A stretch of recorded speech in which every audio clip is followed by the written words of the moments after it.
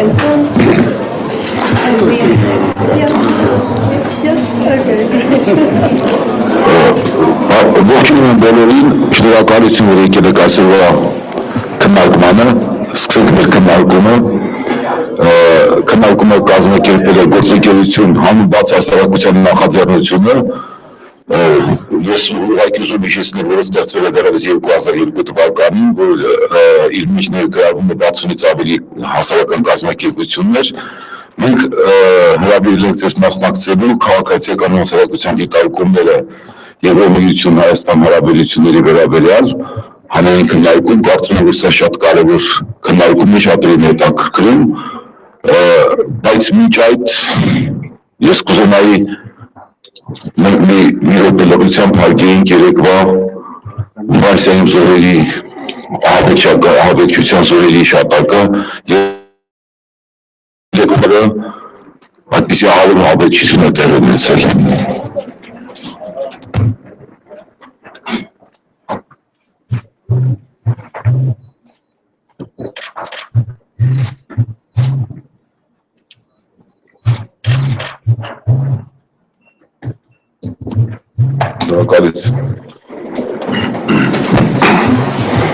Շնորհակալություն։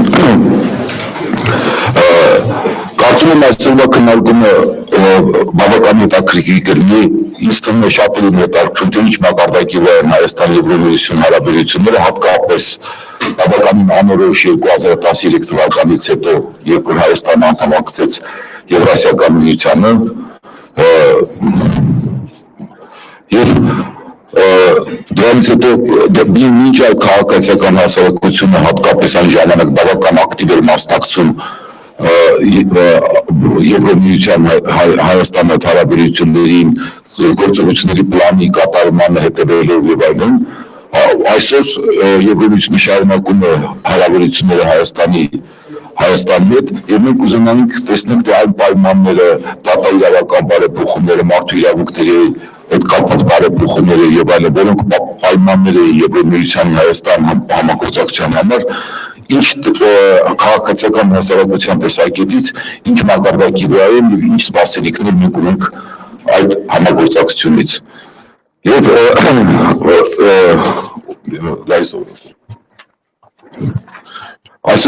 այսօր հրավիրվել են ինչպես Եվրամիության պատվիրակության ներկայացուցիչներ, Եվրամիության Հայաստան Եվրամիության դեսպան պարոն Պյոտր Սվիտալսկին, նաև պետական արտաքին Հայաստանի արտաքին գործերի նախարարի տեղակալ պարոն Կարեն Նազարյանը եւ իհարկե մենք ունենք նաև փորձագետներ ենք հրավիրված են փորձագետներ Եվրոպայից եւ Հայաստանի քաղաքացիական հասարակության ակտիվ իմ կարծիքով ներկայացուցիչները կներկայացնեն իրենց տեսակետները այս կապակցությամբ։ Մենք սկսում ենք քննարկումը եւ ես ցույց տալիս եմ Հայաստանի արտաքին գործերի նախարարի տեղակալ պարոն Կարեն Նազարյանին, խնդրեմ պարոն Նազարյան։ Շնորհակալություն պարոն Ավետիքյան, բարի լույս բոլորին։ Նախ եւ առաջ ես նույնպես ցանկանայի մեր խորին ցավակցությունը հայտնել երեք Ֆրանսիայի Նիս քաղաքում տեղի ունեցած այդ նորկալի հանցագործության առթիվ եւ Հայաստանը Ֆրանսիայի եւ մյուս երկրների հետ մեկտեղ դատապարտում է այդ սարսափելի ահաբեկչությունը եւ իր համերաշխությունն է հայտնում զորերի ընտանիքի ընդհանրին եւ նույն Ֆրանսիայի կառավարությանը։ Շնորհակալ եմ բաց հասարակության հիմնադրամներ կազմակերպության Հայաստանի գործադիրներին Տիկին Մինասյան ձեզ այս հանրային քննարկումը նախաձեռնելու կազմակերպելու համար եւ նաեւ դրան հաղորդակից դարձնելու արտաքին գործերի նախարարությանը։ Սկզբում ցանկանում եմ գծել, որ արտաքին գործերի նախարարությունը եւ առհասարակ Հայաստանի կառավարությունը մեծապես կարևորում են քաղաքացիական հասարակության ներգրավվածությունը, ինչպես Եվրամիության հետ տարբեր ոլորտներում նախաձեռնությունների շրջանակում, այնպես էլ երկրում իրականացվող բարեփոխումների գործընթացներում։ Քաղաքացիական հասարակությունը վստահաբար իր կարևոր դերակատարում ունի Հայաստան-Եվրամիություն համագործակցության խթանման հարցում, մասնավորապես երբ հարցերը վերաբերվում են միջմարտկային շփումներին, բազմավոլորտ կապերի ամրապնդմանը, Եվրոպայում ունեցած մեր ընդհանուր արժեհամակարգի մասին իրազեկվածության բարձրացման գործընթացները։ Այդ արժեհամակարգը մեր քաղաքացիների սեփականությունը դարձնելու գործընթացն իր հերթին կապված է քաղաքացիական հասարակություն և պետություն ընթացող բնականին հունոր ընթացող երկխոսությունից և եթե կուզեք նաև հաշվետվողականության աստիճանի շարունակական ավելացումից։ Հենց այդ հաշվետվողականության համատեքստում ինձ համար որպես արտաքին գործերի նախարարությունում եվրոպական ուղղությունը համակարգող այսօր բացառիկ հնարավորություն են ընձեռված ներկայացնել Երևանի և Բրյուսելի միջև տեղի ունեցած և ունեցող զարգացումներն ու փոխգործակցությունը, որոնք ես բնորոշեի բավականին ինտենսիվ։ Ասելիքս կփորձեմ նաև կառուցել պարոն Ավետիքյան այսօր օրակարգում իրական շեմաների հիման վրա։ Նախ նշեմ, որ վերջին շրջանում Եվրամիության հետ ավելի աշխուժացել քաղաքական երկխոսությունը, ունենում բարձրաստիճան փոխայցելություններ, բարձր մակարդակի քաղաքական շփումներ, տեղյակ եք, որ կայացել է մի շարք բարձրաստիճան հանդիպումներ, ներառյալ եվրոպական հարևանության քաղաքականության և բանակցությունների հարցերով Եվրամիության հանձնակատարի, Եվրոպական խորհրդի նախագահի, Եվրամիության բարձր ներկայացուցիչի այցելությունները Երևան, սրանք առիթներ էին ամենաբարձր մակարդակով վերհանելու մեր համագործակցության առնչվող խնդիրները, քննարկել տարածաշրջանային զարգացումները և այդ զարգացումների հետ կապված ծանոթանալ ուրեմն կողմերի դիրքորոշումներին ու գնահատականներին։ Եվրամիության հետ առանձնակիորեն քննարկվել են վերանայված եվրոպական հարևանության քաղաքականության հետագա ընթացքը, հայկական կողմը ողջունել է, որ Եվրոպական հանձնաժողովը վերանայման գործընթացին ներգրավել է ոչ միայն գործընկեր պետություններին, այլ այդ երկրների քաղաքացիական հասարակությանը։ Մենք առիթ ենք ունեցել ամենաբարձր մակարդակով հնչեցնելու և նաև արժևորելու տարբերակված մոտեցման կիրառումը, միաժամանակ չափազանց էական ենք համարում սահմանել նաև պահպանել այն ընդհանրականը, ինչը միավորում է մեզ բոլորիս որպես գործընկերություն, դրա դեպքում արևելյան գործընկերություն։ Առավել քան համոզված ենք, որ այդ ընդհանրության հիմքում պետք է լինի տարբերություններով հանդերձ բոլոր գործընկեր պետությունների հանձնառությունը ընդհանուր արժեքների, ժողովրդավարության զարգացմանը, մարդու իրավունքների, օրենքի գերակայությանը, խաղաղության և կայուն զարգացման ու ապահովմանը ուղղված ջանքերը։ Ուրախությամբ արձանագրում ենք, որ 2015 թվականի Ռիգայի արևելյան գործընկերության պետությունների 4-րդ գագաթնաժողովին հաստատվեց այս մոտեցումը որպես Եվրամիության և գործընկեր պետությունների միջև հարաբերությունների հետագա զարգացման ուղենիշներ։ Գիտեք, որ Ռիգայում էր Հայաստանի Հանրապետության նախագահ և գագաթնաժողովը վերահաստատեց Հայաստանի և Եվրամիության միջև առկա ընդհանուր ընդրումը ապագա համաձայնագրի շրջանակի վերաբերյալ ուղղված փոխադարձ հետաքրքրություն ներկայացնող բոլոր ոլորտներում համապարփակ համագործակցության հետագա զարգացմանը և ամրապնդմանը։ Ռիգայից հետո մենք հետևողական ենք եղել կյանքի կոչելու համար գագաթնաժողովի համատեղ հռչակագրում Հայաստանի վերաբերող դրույթները, խնդիրները, որոնք ներառված էին այդ փաստաթղթում և դրանց անշերտ իրականացումը։ Ինչպես արդեն տեղյակ եք, 2015 թվականի դեկտեմբերին Բրյուսելում ազդարարվեցին Հայաստան-Եվրամիության նոր համապարփակ իրավական փաստաթղթի շուրջ բանակցությունների մեկնարկը, արդեն կայացել են քաղաքական, ոլորտային, հարցերային հարցերի շուրջ բանակցային մի քանի փուլեր, դրանք ես կդրդագրեի արդյունավետ, իսկ բանակցային գործընթացը նաև դինամիկ հոմանիշներով։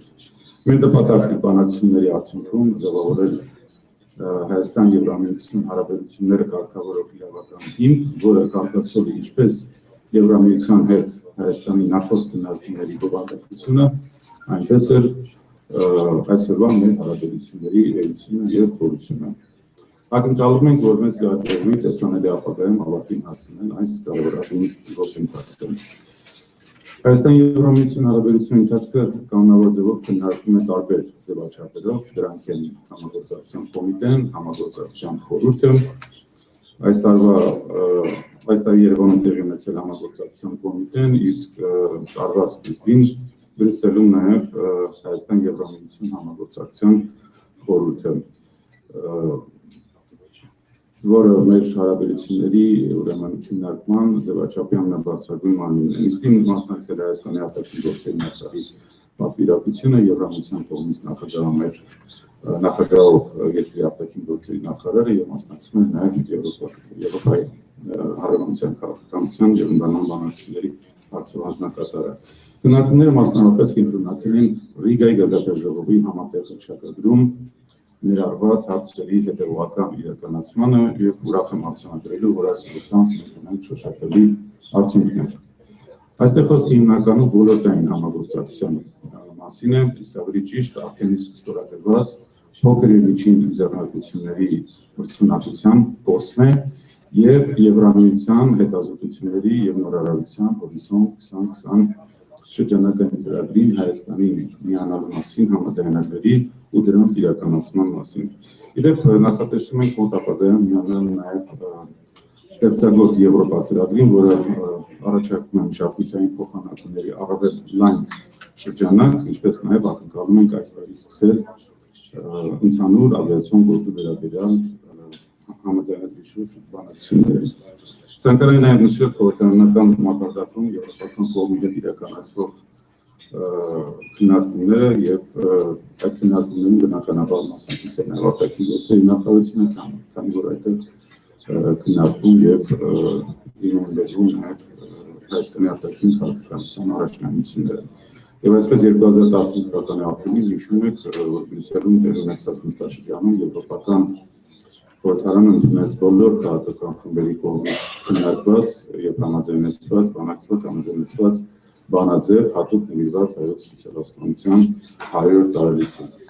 Այն կոչ էր անում Թուրքիային օգտագործել ցեղասպանության տարելիցի առիթը առերեսվելու իր պատմությունը եւ ճանաչել հայոց ցեղասպանությունը, դրանից ճանապարհորդել երկու ժողովուրդների միջև իրական հաշտեցման գործընթացի համար։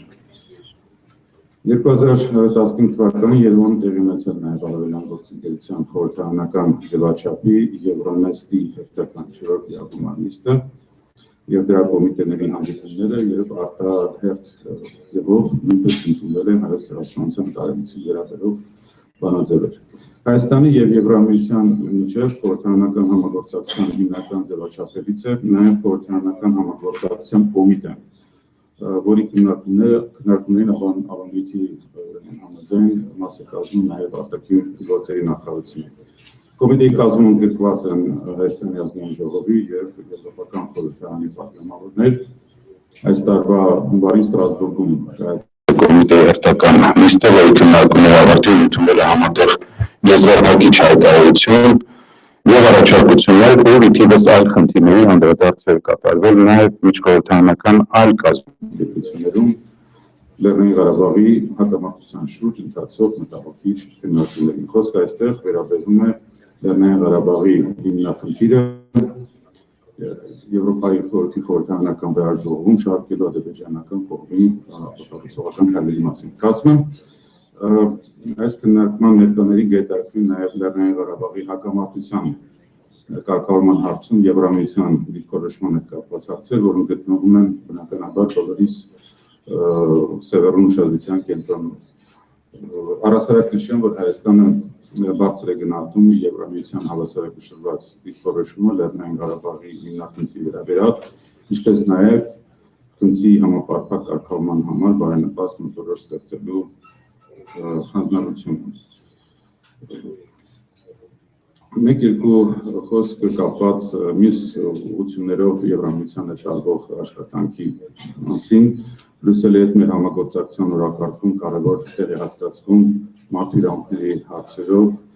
Եվրամիություն Հայաստան երկխոսությանը։ Գիտեք, որ 2009 թվականից ի վեր պարբերաբար տեղի ունենում երկխոսություն մարդու իրավունքների պաշտպանության եւ հրապարակման հարցերի շուրջ։ Հանդիպումները տեղի ունենում պարբերաբար Երևանում եւ Բրյուսելում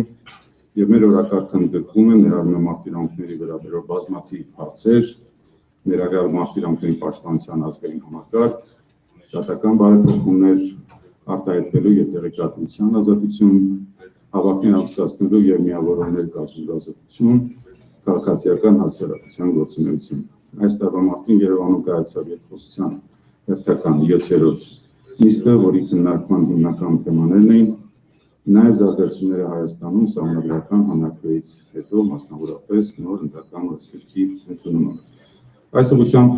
տեղյակ ենք բոլորը, որ լրացուցիչ առաջընթաց ապահովելու նպատակով Հայաստանի կառավարությունը շարունակեց աշխատել նաև քաղաքացիական հասարակության հետ, ինչի արդյունքում կառավարության եւ խորհրդարանական ընդդիմության ներկայացնի միջև կնքվեց ընտրական օրենսգրքում նոր փոփոխություններ ընդգրկելու վերաբերյալ պայմանավորվածություն ուղղված Հայաստանում ընտրական գործընթացները ավելի արդար, համընկերուն եւ թափանցիկ դարձնելու։ Այս համատեքստում թույլ տվեք նաև նշեմ, որ մենք մեծապես կարևորում ենք տարիների ընթացքում Եվրամիության կողմից մեր երկրին ցուցաբերված շարունակական աջակցությունը եւ օժանդակությունը, որը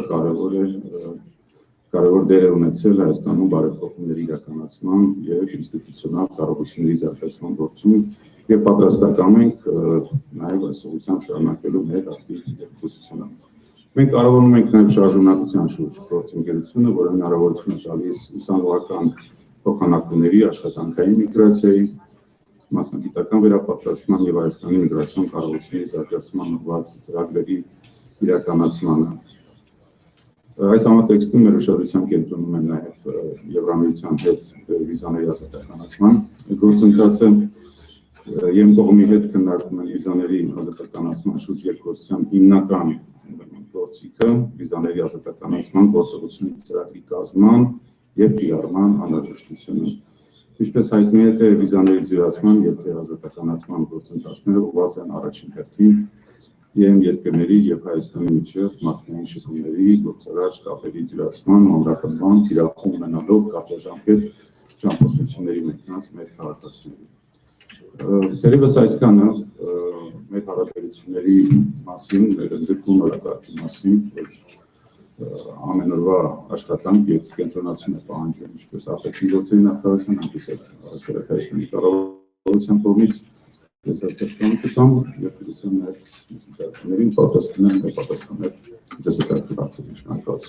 Շնորհակալություն, պարոն Նազարյան,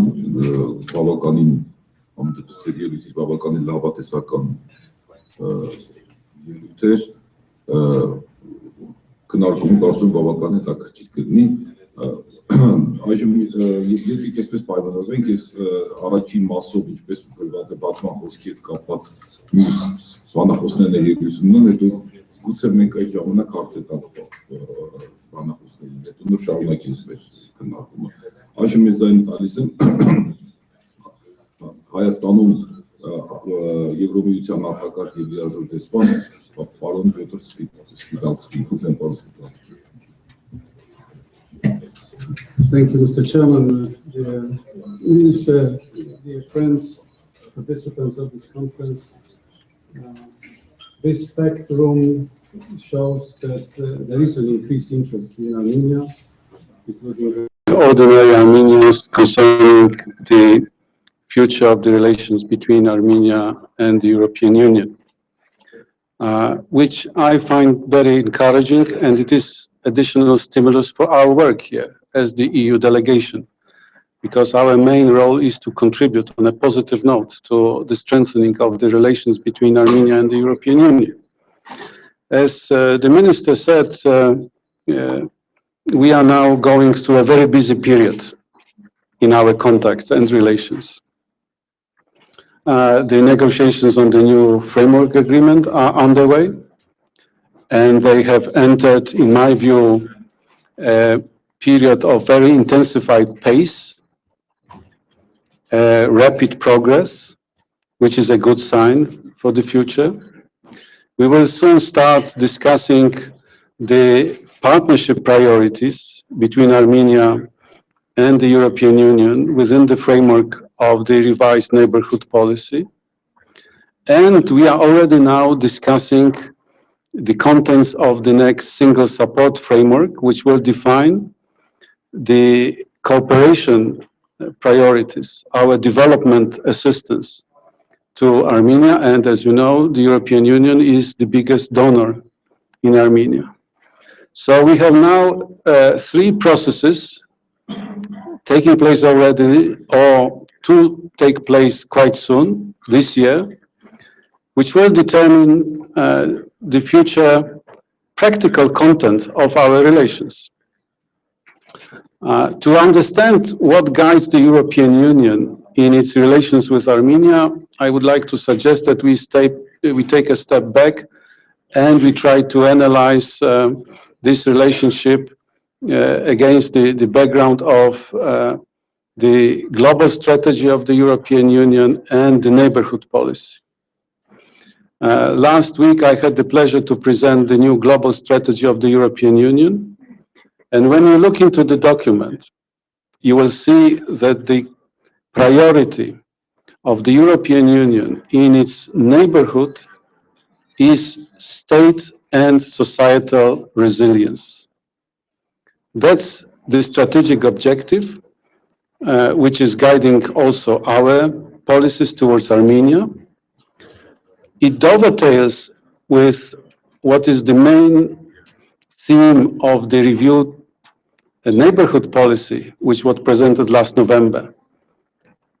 the theme of stabilization. So these two simple terms, resilience and stabilization, are the essence of the European Union policy also towards Armenia. What it means in practical terms. These two simple words make us focus on some very obvious priorities. What are the priorities? First, we want to contribute to the economic stabilization of Armenia.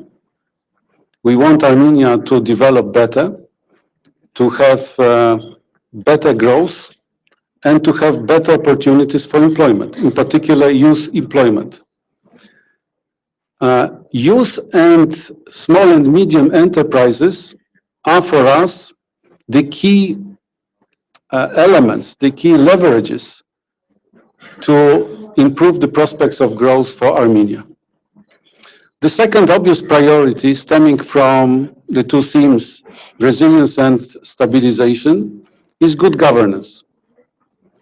We want to help Armenia to reform public administration, to build independent and efficient judiciary, to adopt European standards of human rights protection, democratic functioning, etc., etc. Again, there will be no surprises in the future. The third priority in our activities here in Armenia is connectivity. We want to help Armenia to be better connected to Europe in terms of infrastructure, roads, but also electricity connections, but also in terms of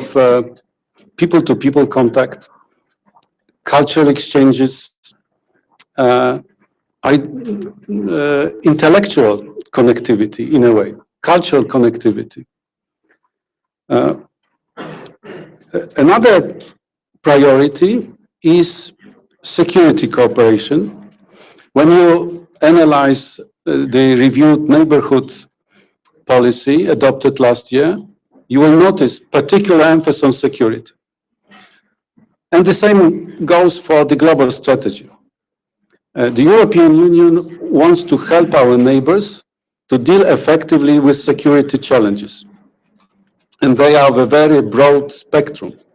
Of course, in Armenia, the security aspect has a very concrete connotation because Armenia is a country which is confronted with very material military threats. Armenia has particular priorities in terms of their security policies. But in the European Union perspective, we talk about a very wide range of security aspects, starting with cyber terrorism, with cyber security, terrorism, softer range of the security threats, but ending, of course, with the hardcore security issues. And finally, our constant priority will be outreach to civil society and issues relating to human rights. And therefore, dialogue with you is so important for us. And as you know, we appear very frequently at events like this, and it will not change. So this is the general context. This is the strategic context of our relations with Armenia. Now, in very simple terms, what is the objective that the European Union has in trying to negotiate a rich in substance framework agreement and develop the political agenda, develop political dialogue, and build all these bridges with Armenia? The answer is very simple. I can only quote Federica Mogherini, who was very transparent. We want to show that it is possible to be a member, a loyal member of another integration project and still live by European standards and have good relations with the European Union. And Armenia is seen as a case in point. We are doing everything to prove to ourselves and to prove to you, to Armenians, to Armenian authorities, that this is possible, that there is no contradiction in terms between another integration project and European values or European way of life. What I wanted to note very personally is that this busy period in our relations, these frequent contacts that the minister spoke about, and this very, very ambitious agenda, because we can speak about very ambitious agenda, referring to the three channels of our now negotiations, is now accompanied with a very friendly climate concerning our contacts with the government of Armenia, with officials of Armenia. I can tell you very frankly that on a number of issues, which in the past we could detect differences in our narratives, today we speak the same language. And this applies to such sensitive issues like the fight against corruption, economic governance, equal playing field for economic subjects, etc., etc. Me, and I can see in this room also my colleagues, EU ambassadors, our recent meetings with the Prime Minister, other ministers, are really very encouraging, because we realize that on these issues, we speak the same language. We hope, of course, that this language will be translated in actions, that we will see the results of the new narratives, because these are new narratives in our perception. But this is very encouraging. So I hope that our relations now will get a new boost, that all the signals coming from the officials, but also from the population, because as I said at the very outset, we as diplomats, we can see that Armenians want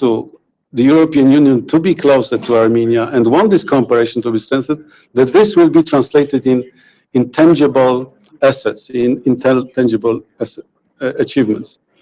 Now, concerning the framework agreement, because this is the main topic of your discussions,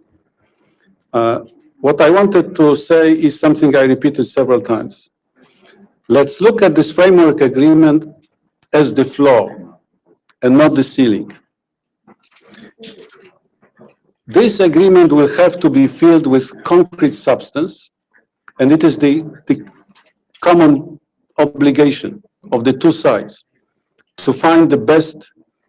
elements of this new substance to be put in the framework agreement. There are a number of issues which will have to find the right expression in terms of actions, practices. This applies to political dialogue. This applies also to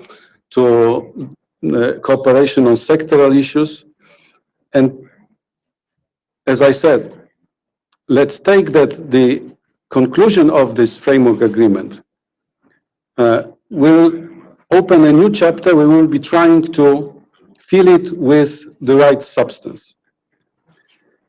The new context of the neighborhood policy is the ownership, the co-ownership. And in many ways, it is the Armenian friends, Armenian partners, that they determine the level of ambition in our relations. At least, I think it has become very clear that in the context of countries like Armenia, we are not trying to impose anything. We are not trying to pursue a kind of egoistic agenda on the part of European Union. As I said, the level of ambition in our relationship will be determined to a large extent by our Armenian partners.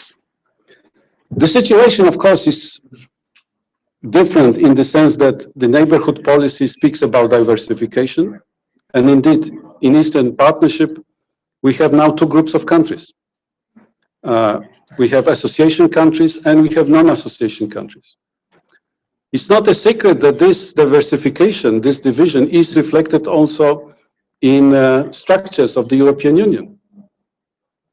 I can tell you, for the first time in DG NIA, which is the directorate dealing with our development assistance, Georgia is put together with Moldova and Ukraine, while Armenia is put together with Azerbaijan and Belarus. But when you look at the documents, including the global strategy, the offer presented by the European Union is still non-discriminational, which means that even without having the association status, the other countries can enjoy a lot from the European Union. There is no discrimination in this sense. And a very fresh piece of information, because I looked at your agenda and I realized that you will be focused on visa discussions and open borders, etc., etc. I have just received a set of documents from Brussels which speaks about our agenda preparing the next summit of Eastern Partnership and defining our priorities. And what I note on really very optimistic note, so to say, is that the beginning of the visa liberalization action plan with Armenia is part of the list of priorities to be achieved by the next summit in 2017 so understanding the frustration of Armenians, I can say you are not forgotten. You are on the agenda, but be patient. Thank you so much. Շատ շնորհակալություն պարոն դեսպան, համենայնպես ես անձամբ իմ մասին ասեմ, ինձ թվում է թե բավականին լավ գիտեմ թե ինչ հարաբերություններ են, բայց շատ ավելի լայն բացվեց թե ինչ է նախատեսվում եւ էլի բավական լավատեսական նոտայով էր, մենք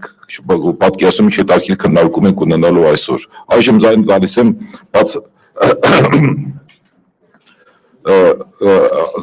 եմ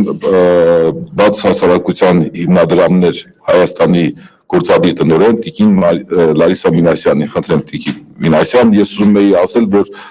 մինչ ձայնը տալը ասեմ, որ երկար ժամանակ սկսած 2007 թվականներից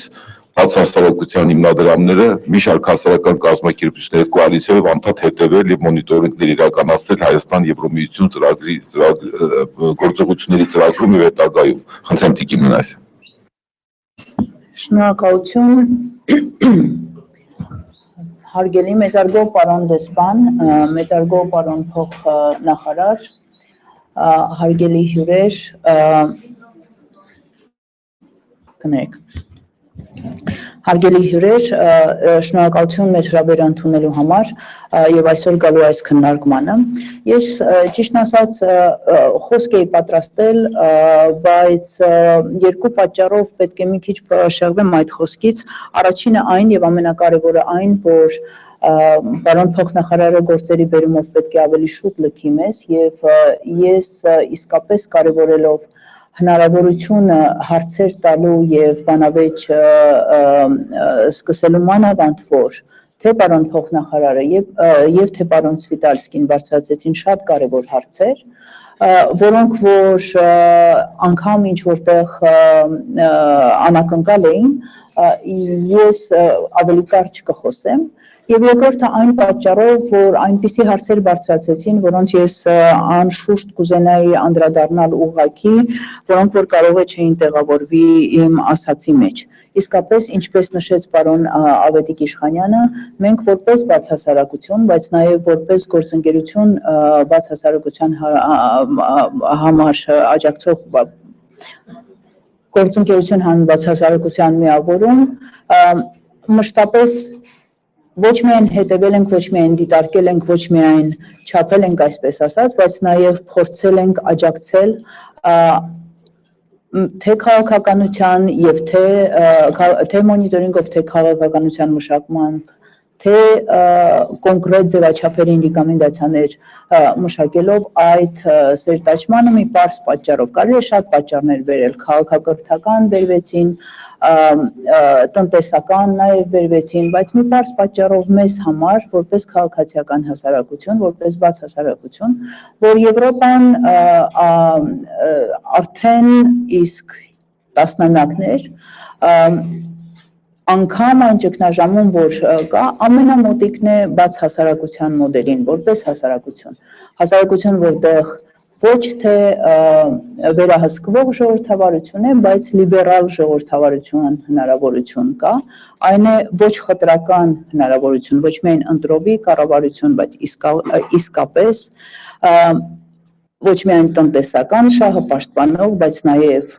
բոլորի փոքրամասնությունների եւ մեծամասնության շահը հավասարաչափ կամ մոտ հավասարաչափ պաշտպանող հասարակություն։ Եվ մենք այս խնդրին հետամուտ լինելով Հայաստանում իհարկե տեսել ենք այդ սերտաճումը, այդ մերձեցումը ամենաաջակիցը Հայաստանում նմանատիպ հասարակարգի, նմանատիպ հասարակության կերտմանը։ Եվ այդ պատճառով արել ենք այդ գործը, որը նաև հիմա մեզ հնարավորություն է տալիս խոսել քաղաքացիական հասարակության հարցադրումների, ինչպես դիտարկումների, ոչ միայն դիտարկումների, բայց ես կասեի հարցադրումների հիմիկվա մեր վիճակին, որ մենք կարողանանք այդ հարցադրումների ներքո փորձել ինչ-որ ձևով ազդել թե Հայաստանի կառավարության քաղաքականության եւ թե Եվրոմիության քաղաքականության իսկապես ընդգրկել այդ հարցադրումները։ Ես մի կարևոր բան եմ ինձ համար հայտնաբերել, որ եթե այս հարցադրումները թերևս կես տարի առաջ կարելի էր ասել քաղաքացիական հասարակության հարցադրումներ, այն է մի փոքր հատվածի փոքր այնուամենայնիվ հատվածի հարցադրումներ մեր հասարակության մեջ, ապա ապրիլյան իրադարձություններից հետո կարող է պատահի նաև անցյալ տարվա հունիսյան իրադարձություններից հետո այդ հարցադրումներ, այն հարցադրումները, որտեղ այստեղ գործընկերության ներկայացուցիչները վերհանեն եւ մենք մշտապես վեր ենք հանել մեր դիտարկումներում եւ մեր առաջարկություններում, դրանք դառնում են շատ ավելի ոչ միայն քաղաքացիական հասարակության, այլ ընդհանուր հայաստանյան հասարակության հարցադրումներ եւ դա երևի այն պատճառով է, որ ինչպես պարոն Սվիտալսկին նշեց, որ եթե Եվրոպայի համար սա եղել է որպես գործող քաղաքականություն տեսլական այդ կներեք բառը ես թարգմանությունը չլսեցի societal resilience-ը, հա, ոնց որ ասվեց, որ հասարակության դիմակայության հնարավորությունը, երևի նաև մեր հասարակությունը գալիս է այդ հասկանալին, որ կոռուպցիան, մարդու իրավունքների ոչ պաշտպանությունը, ազատությունների ոչ պաշտպանությունը, դրանք արդեն ոչ միայն ինչ որ ժողովրդավարական պրինցիպներին եւ ժողովրդավարական սկզբունքներին վնասող երևույթներ են, բայց դրանք զուտ societal resilience-ին, հանրային գոյությանը եւ հանրություն որպես երկիր, որպես ազգային անվտանգությանը վնասող կամ վտանգող երևույթներ են։ Եվ այդ պատճառով նաեւ հիմա այս ներկա ժամանակներում մեր տեսակետը այն է, որ ոչ միայն կա ասենք ինչ որ քաղաքականության մշակումներից ելնելով նպատակ այդ համագործակցությունը խորացնել, այդ համագործակցությունը դարձնել ավելի նորմատիվ բազայի վրա, չնայած հասկանալիորեն Եվրոպական միությունը այդ մոտեցումից հեռանում է, բայց կա նաև արդեն հանրային ընկալում դրա անհրաժեշտության։ Եվ այդ պատճառով ես գտնում եմ, որ դա շատ ավելի կարևոր է այս տիպի քննարկումները անել, որովհետև մինչդեռ մենք արել ենք քաղաքացիական հասարակության մեջ այս տիպի քննարկումները, իսկ հանրությունը ինքն իրեն է գալիս այս հարցերի կարևորությանը, այն ձևաչափը, որ մշակվում է քաղաքականությունը Հայաստանում, բավական փակ, բավական անհաղորդակիչ, մեզ թվում է արդեն չի բավարարում զուտ հանրության եւ ոչ միայն քաղաքացիական հասարակության պահանջները մասնակցային գործընթացի եւ այսպիսի քննարկումները եւ շատ շնորհակալություն, որ Հայաստանի կառավարության ներկայացուցիչները եւ Եվրամիության ներկայացուցիչները այստեղ են մեզ հետ են պատասխանելու մեր հարցերին։ Մի երկու պատճառ էլ արդեն ոչ ապրիլյան իրադարձություններից, բայց որոնք որ իսկապես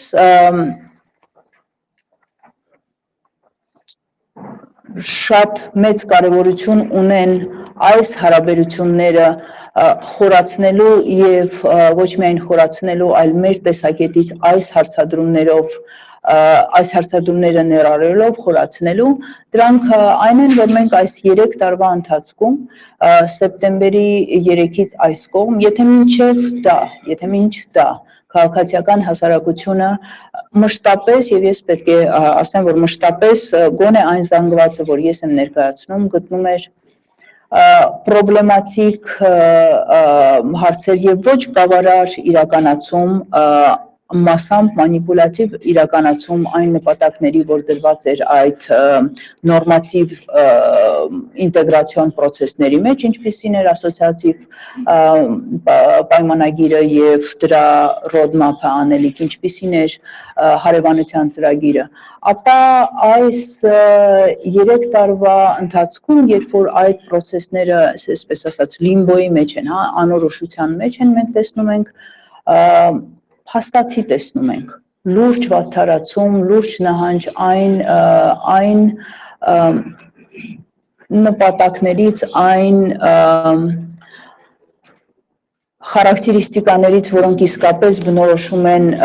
բաց հասարակությունը եւ ժողովրդավարությունը։ Մենք դա տեսնում ենք թե արտահայտվելու ազատության 40%-ից ավել աճել են ակտիվիստների դեմ բռնության դեպքերը, մենք տեսնում ենք դրանք թե հոմոֆոբիայի արտահայտության եւ եթե մենք այսօր իհարկե ցավակցում ենք եւ հիշում ենք երեկվա տերորիստական ակտի զոհվածներին, ապա այս օրերին մենք ունենք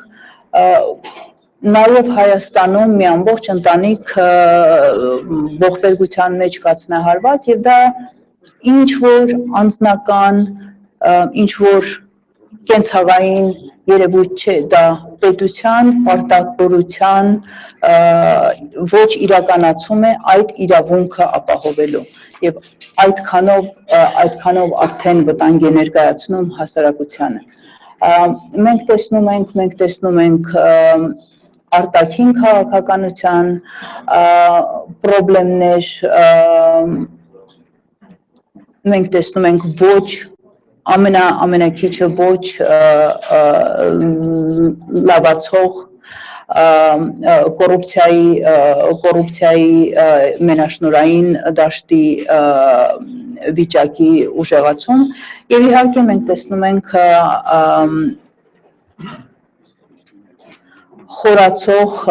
ցավոք խորացող աղքատացում եւ այդ պատճառով դրանք որպես ավելի երկարատև եւ սիստեմային հարցեր, որոնց լուծումները իսկապես կարելի է կամ որոնց վատթարացումը իսկապես կարելի է ոչ միայն տեսնել եւ ոչ միայն հետևել դեպի ընդհանուր գլոբալ տնտեսական կրիզիս կամ ընդհանուր անվտանգության խաթարում ամբողջ աշխարհում եւ տերորիզմի աճ, բայց զուտ քաղաքականության խաթարում, այն քաղաքականության, որ տանում էր ինչ որ ուղով թերևս անկատար ձևով, եւ այսպիսով ինձ թվում է, որ մենք հուսով ենք կարող ենք կշարունակենք այսպիսի քննարկումները, որովհետև բացի նրանից, որ երկու կողմերը մտնում են այս ակտիվ փուլը, նաև հասարակության մեջ, որի շահերը մենք փորձում ենք ներկայացնել եւ պաշտպանել, նաև հասարակության մեջ հիմա կա այդ հետաքրքրությունը process-ի հանդեպ, այդ ցանկությունը մաս դառնալու process-ին, որը որ մենք կփորձենք մեր հնարավորությունների ներքո իհարկե աջակցել։ Շատ շնորհակալություն եւ ես այլևս չեմ երկարացնի եւ հնարավորություն կտամ մեր հյուրերին նաեւ հարցեր տալ եւ եթե կարելի է օգտվեմ իմ հնարավորությունից նաեւ հարց տալ։ Շնորհակալություն։ Շնորհակալություն Տիկին Մինասյան, ցավոք սրտի պարոն դեսպանը իսկապես շտապն է նախապես ինքնասեր ժամը 11-ին այլ քննարկումները մասնակցելու եւ չի կարող ձեր հարցերին պատասխանել, այժմ մինչև փորձագետներին ձայնը տալը, քանի որ ես կարծում եմ, որ երևի նաև շտապում է պարոն փոխտեսպանը, գուցե հարցեր տաք բանախոսներին եւ հետո մենք շարունակենք մեր քննարկումը, եթե ունեք հարցեր։ 3 հարց խնդրեմ տալ, 1, 2, 3, խնդրեմ, ներկայացեք եւ տվեք հարցը։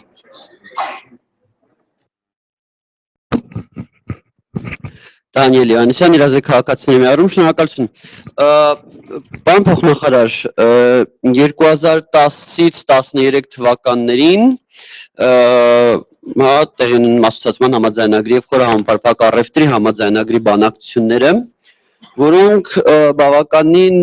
գաղտնիության քողի տակ էին ըստ էության, այսինքն գաղտնիության քողի տակ էր ոչ թե բանակցությունների փաստը, այլ բանակցությունների եւ փաստաթղթի բովանդակությունը եւ ինչով պրծավ այդ փաստաթղթի ճակատագիրը բոլորիս հայտնի է, այժմ վերսկսվել են բանակցությունները ասոցիացիան համաձայնագրի, որոնք նույնպես գաղտնիության քողի տակ են, բանակցվող փաստաթուղթը դասված է ծառայական գաղտնիքի ցանկին, ընդ որում առ այսօր դեռևս նույնպես ծառայական գաղտնիքի ցանկին է դասված 13 թվականի փաստաթուղթը, որը արդեն տապալված փաստաթուղթ է եւ իմ կարծիքով պարզապես Հայաստանի պատմության մաս է։ Չեք կարծում արդյոք, որ եթե բանակցություններին մի քիչ թափանցիկություն հաղորդվի, միգուցե հնարավոր լինի ինչ-որ ռիսկեր չեզոքացնել, այդ թվում միգուցե այնպիսի ռիսկեր, որոնք պատճառ դարձան 13 թվականի տապալմանը։ Շնորհակալություն։ Խնդրեմ, դուք։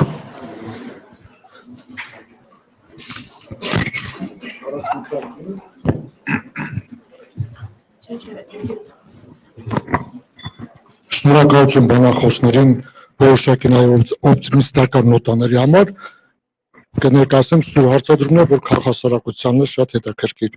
Ցավում եմ, որ պարոն դեսպանը գնաց, գուցե հարցերը, որ կլինի մի ներկայացուցիչ, որ կփոխանցի նաև այդ հարցը իրեն։ Պարոն փոխնախարար, մեր նախորդ հանդիպման ժամանակ այդ հարցը մոռացա, կներեք, տնտեսական իրավունքի կենտրոն հասարակական կազմակերպության նախագահ Մովսես Արիստակեսյան, Արևելյան գործընկերության քաղաքացիական համագործակցության ֆորումի Հայաստանյան պլատֆորմի անդամ։ Եվ հենց այդտեղից էլ ուզում եմ հարցը տալ։ Նախորդ հանդիպման քննարկման ժամանակ մենք հարցը բարձրացրեցինք, որ ինչու բանակցություններին չի մասնակցում քաղաքացիական հասարակության ներկայացուցիչը, իդեմս այն պլատֆորմի, որ կա Հայաստանում եւ համագործակցում Արևելյան գործընկերության երկրների հետ։ Ակնհայտ է, որ մեր երկիրը ԵԱՏՄ մտնելու մեջ հապկի շրջանում դարավ պարզապես թշնամիների շրջապատում, դրա վառ ապացույցն է ապրիլյան պատերազմը եւ Հայաստանի սահմանների անընդհատ հարձակումներ եւ դրան ոչ մի արձագանքը, ակնհայտ է, որ ԵԱՏՄ-ում Հայաստանը դարել է գիքորի կարգավիճակում, որ ոչ մի ծանրախիտ խոսք ասելու իրավունք չունի, ինչպիսին է հեռանկարը Եվրամիություն Հայաստան բանակցությունների շրջանակում ԵԱՏՄ-ի ճնշիչ գործոնի առումով, ինչպես է խոչընդոտում, ինչպես է երկայտողությամբ, եւ վերջի հարցը պարոն Սվիտալսկուն է ուզում տալ, խնդրում եմ գուցե դուք պատասխանեք, կա միջազգային իրավունքի նորմ, որ ծովի ելք չունեցող երկրների համար միջազգային իրավունքով պետք է պատժամիջոցներ կիրառել այն երկրների նկատմամբ, ինչպես Թուրքիան եւ Ադրբեջանը, որոնք որ թույլ չեն տալի ելք ունենալու դեպի ծով եւ տրանսպորտային շրջափակումը վերացնել Հայաստանին։ Ինչ քայլեր են այդ ուղղությամբ կատարում։ Շնորհակալություն խնդրեմ։ Ստեփան Գրիգորյան, գլոբալիզացիայի տարածաշրջանային համագործակցության վերլուծական կենտրոն, պարոն Նազարյան, եւ դուք եւ դեսպան Սվիտալսկին բարձրացրեցին մեկ հարց, որ պատրաստ ենք այս այսօրվա համագործակցության մեջ ներգրավել հասարակությունը, ես առաջարկ ունեմ, դուք գիտեք, որ վիզաների հետ կապված հանձնաժողով սկսեց աշխատել Հայաստան Եվրամիություն, ներգրավել պրոֆիլային կազմակերպությունները, գիտեք ինչ զարմացրեց, որ օրինակ մեզ չհրավիրեցին, զարմացրեց, քանի որ բոլորը գիտեն, որ մենք երկար տարիներ զբաղվում ենք ու անում ենք այդ մոնիտորինգը, նաև վիզա երկխոսության անցման հետ կապված, որը դուք ընդունել եք։ Ես շատ շնորհակալ եմ, որ եւ արտգործնախարարությունը այդ առաջարկները ընդունել է եւ Եվրամիությունը, որը պատկերացնում եք այդ սաղ առաջարկները դրել է իր պաշտոնական կայքում, ու ճիշտ ասած ես շատ զարմացած էի, որ երբ որ սկսվեց այդ աշխատանքը ներգրաված։ Ուրեմն ես առաջարկում եմ նաեւ այդ շատ սենսիտիվ, շատ զգայուն հարցի մեջ ներգրավել պրոֆիլային կազմակերպությունները։ Շնորհակալություն խնդրեմ պարոն Նազարյան։ Շնորհակալություն հարցադրումների համար։ Նախ կապված 2010-13 թվականներին բանակցված ասոցիացիան համաձայնագրի տեքստի առնչությամբ։ Ասեմ, որ միջազգային իրավունքի կամ միջազգային պայմանագրերի բանակցությունների պրակտիկայում կա այդպիսի մի դրույթ, որ կողմերը, երբ որ ներգրաված են բանակցային գործընթացում, պետք է դրսևորեն առավելագույն զգուշավորություն, այնինչ վերաբերվում է փաստաթղթի բովանդակությանը, դրանով իսկ ապահովելով համապատասխան միջավայր բանակցային կողմերի համար արդյունավետ իրականացնելու ուրեմն այդ բանակցային գործընթացը։ Ինչու չհրապարակվեց բանակցված ասոցիացիան համաձայնագիրը այն պարզ պատճառով, որ դա չստորագրվեց։ Սա է հիմնական պատճառը։ Այսօր բանակցությունները, ինչպես ես նշեցի, Եվրամիության հետ ընթանում են հիմք ընդունելով նախկին շրջանում մեր քննարկումները։ Ինչու՞ չէ, նաև բանակցված ասոցիացիան համաձայնագրի որոշ դրույթներ։ Փորձում ենք որքան որ հնարավոր է մոտ կանգնել նախկին քննարկումներին, փորձել օգտագործել նախկին ձեռքբերումները, բանակցային գործընթացի ընթացքում ձեռքբերված պայմանավորվածությունները այն չափով, որքանով որ դրանք համատեղելի են ուրեմն Հայաստանի ստանձնած պարտավորվածությունների միջազգային այլ կառույցներում։ Ես չեմ կարող բացառել, որ բանակցությունների այս փուլում, եթե մենք սկսենք խոսել բովանդակության մասին, դա կարող է որևէ կերպ վտանգել մեր հանրային եւ պետական շահերը։ Այսինքն գաղտնիք չէ այստեղ եւ սա պրակտիկա է, որ կիրառվում է նաեւ միջազգային հարաբերություններում։ Փաստաթուղթը գաղտնի չէ կամ գաղտնի գրիֆ որպես այդպեսին չունի, ուղղակի դա ծառայական փաստաթուղթ է եւ գտնում է բանակցային փուլում մի փոքր համբերության պարագայում շատ շուտով երբ որ վերջանան քննարկումները, բանակցությունները, երբ որ ստորագրվի փաստաթուղթը անպայման այն գրապարակվի ստորագրման հաջորդ օրը եւ առիթ կունենանք նաեւ նայելու, համեմատելու, բախտատելու նախկին շրջանում ունեցած մեր ուրեմն ձեռքբերումների կամ քննարկումների հետ։ Ինչ վերաբերում է թափանցիկությանը այս հարցադրման հետ կապված, որքան որ հնարավոր է, որքան որ դա թույլատրելի է, այդ թափանցիկությունը մենք փորձում ենք ապահովել։ Դրա լավապացույցը անցնող 2 տարիների ընթացքում, այդ թվում նաև քաղաքացիական հասարակության եւ հասարակական կազմակերպությունների կողմից կազմակերպված բազմաթիվ քննարկումներն ու խորհրդակցություններ են, որոնց մաս են կազմել նաև ես անձամբ արտաքին գործերի նախարարության ներկայացուցիչները փորձել ենք որքան հնարավոր է բացել փակագծերը։ Անդրադառնալով երկրորդ հարցին, որը վերաբերվում էր նորից կարծես կրկնվում է քաղաքացիական հասարակության մասնակցության առումով, ես դեռևս չեմ հիշում մի պրակտիկա, թերևս որոշ բացառություններով ուր քաղաքացիական հասարակությունը ներգրավված է միջպետական համաձայնագրերի բանակցային գործընթացում։ Այլ բան է, որ շփումը եւ քննարկումները պետք է ավելի հաճախակի դարձնել եւ ինքս հակված եմ նմանօրինակ ձևաչափով քննարկումների, փորձել որքան հնարավոր է ավելի մոտիկից ծանոթացնել այն հիմնական դրույթներին, բանակցությունների կառուցվածքին,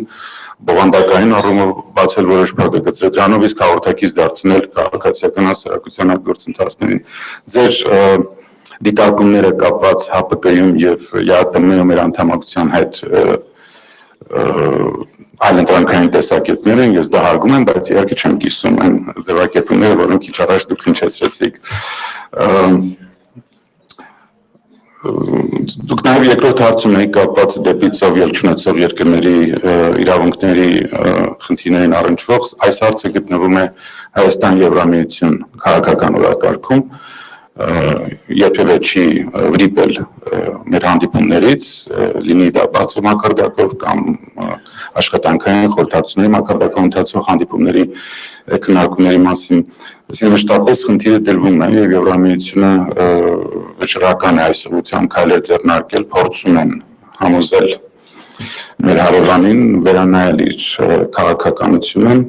որը նաեւ միջազգային առումով դատապարտելի է, քանի որ դեպի ծով ելչունեցող երկրի նկատմամբ կիրառել միակողմանի հարկադրված միջոցներ, ինչպիսին շրջափակումն է, դա միջազգային իրավունքի համատեքստում ենթակա է դատապարտման։ Այս ուղղությամբ աշխատանքները շարունակվում են, հուսամ, որ ապագայում գուցե կարողանանք ունենալ ավելի հարմար միջավայր նման հարցերը բարձրացնելու համար տարածաշրջանային արդեն մակարդակով, բայց արտգործնախարարության եւ առհասարակ Հայաստանի պատվիրակությունները որևէ առիթ բաց չեն թողնում, լինի դա միավորված ազգերի կազմակերպությունում կամ միջազգային այլ կառույցներում նման հարցի շուրջ քննարկումների ժամանակ մշտապես խնդիրը դրվում է եւ բարձրաձայնում են մտահոգությունները դատապարտում է Թուրքիայի կողմից իրականացվող շարունակվող այս անօրինական քայլը։ Հետաքրքիր հարց հնչեց կապված քաղաքացիական հասարակության ներգրավումը, պրոֆիլային կազմակերպությունների արդեն իսկ ունեցած ներդրումը։ Մենք մտադիր ենք այս ուղղությամբ շարունակելու մեր համագործակցությունը։ Փաստորեն այսօր շատ ուրախ լուր լսեցինք առայն, որ վերջապես օրակարգում է ներառվել արդեն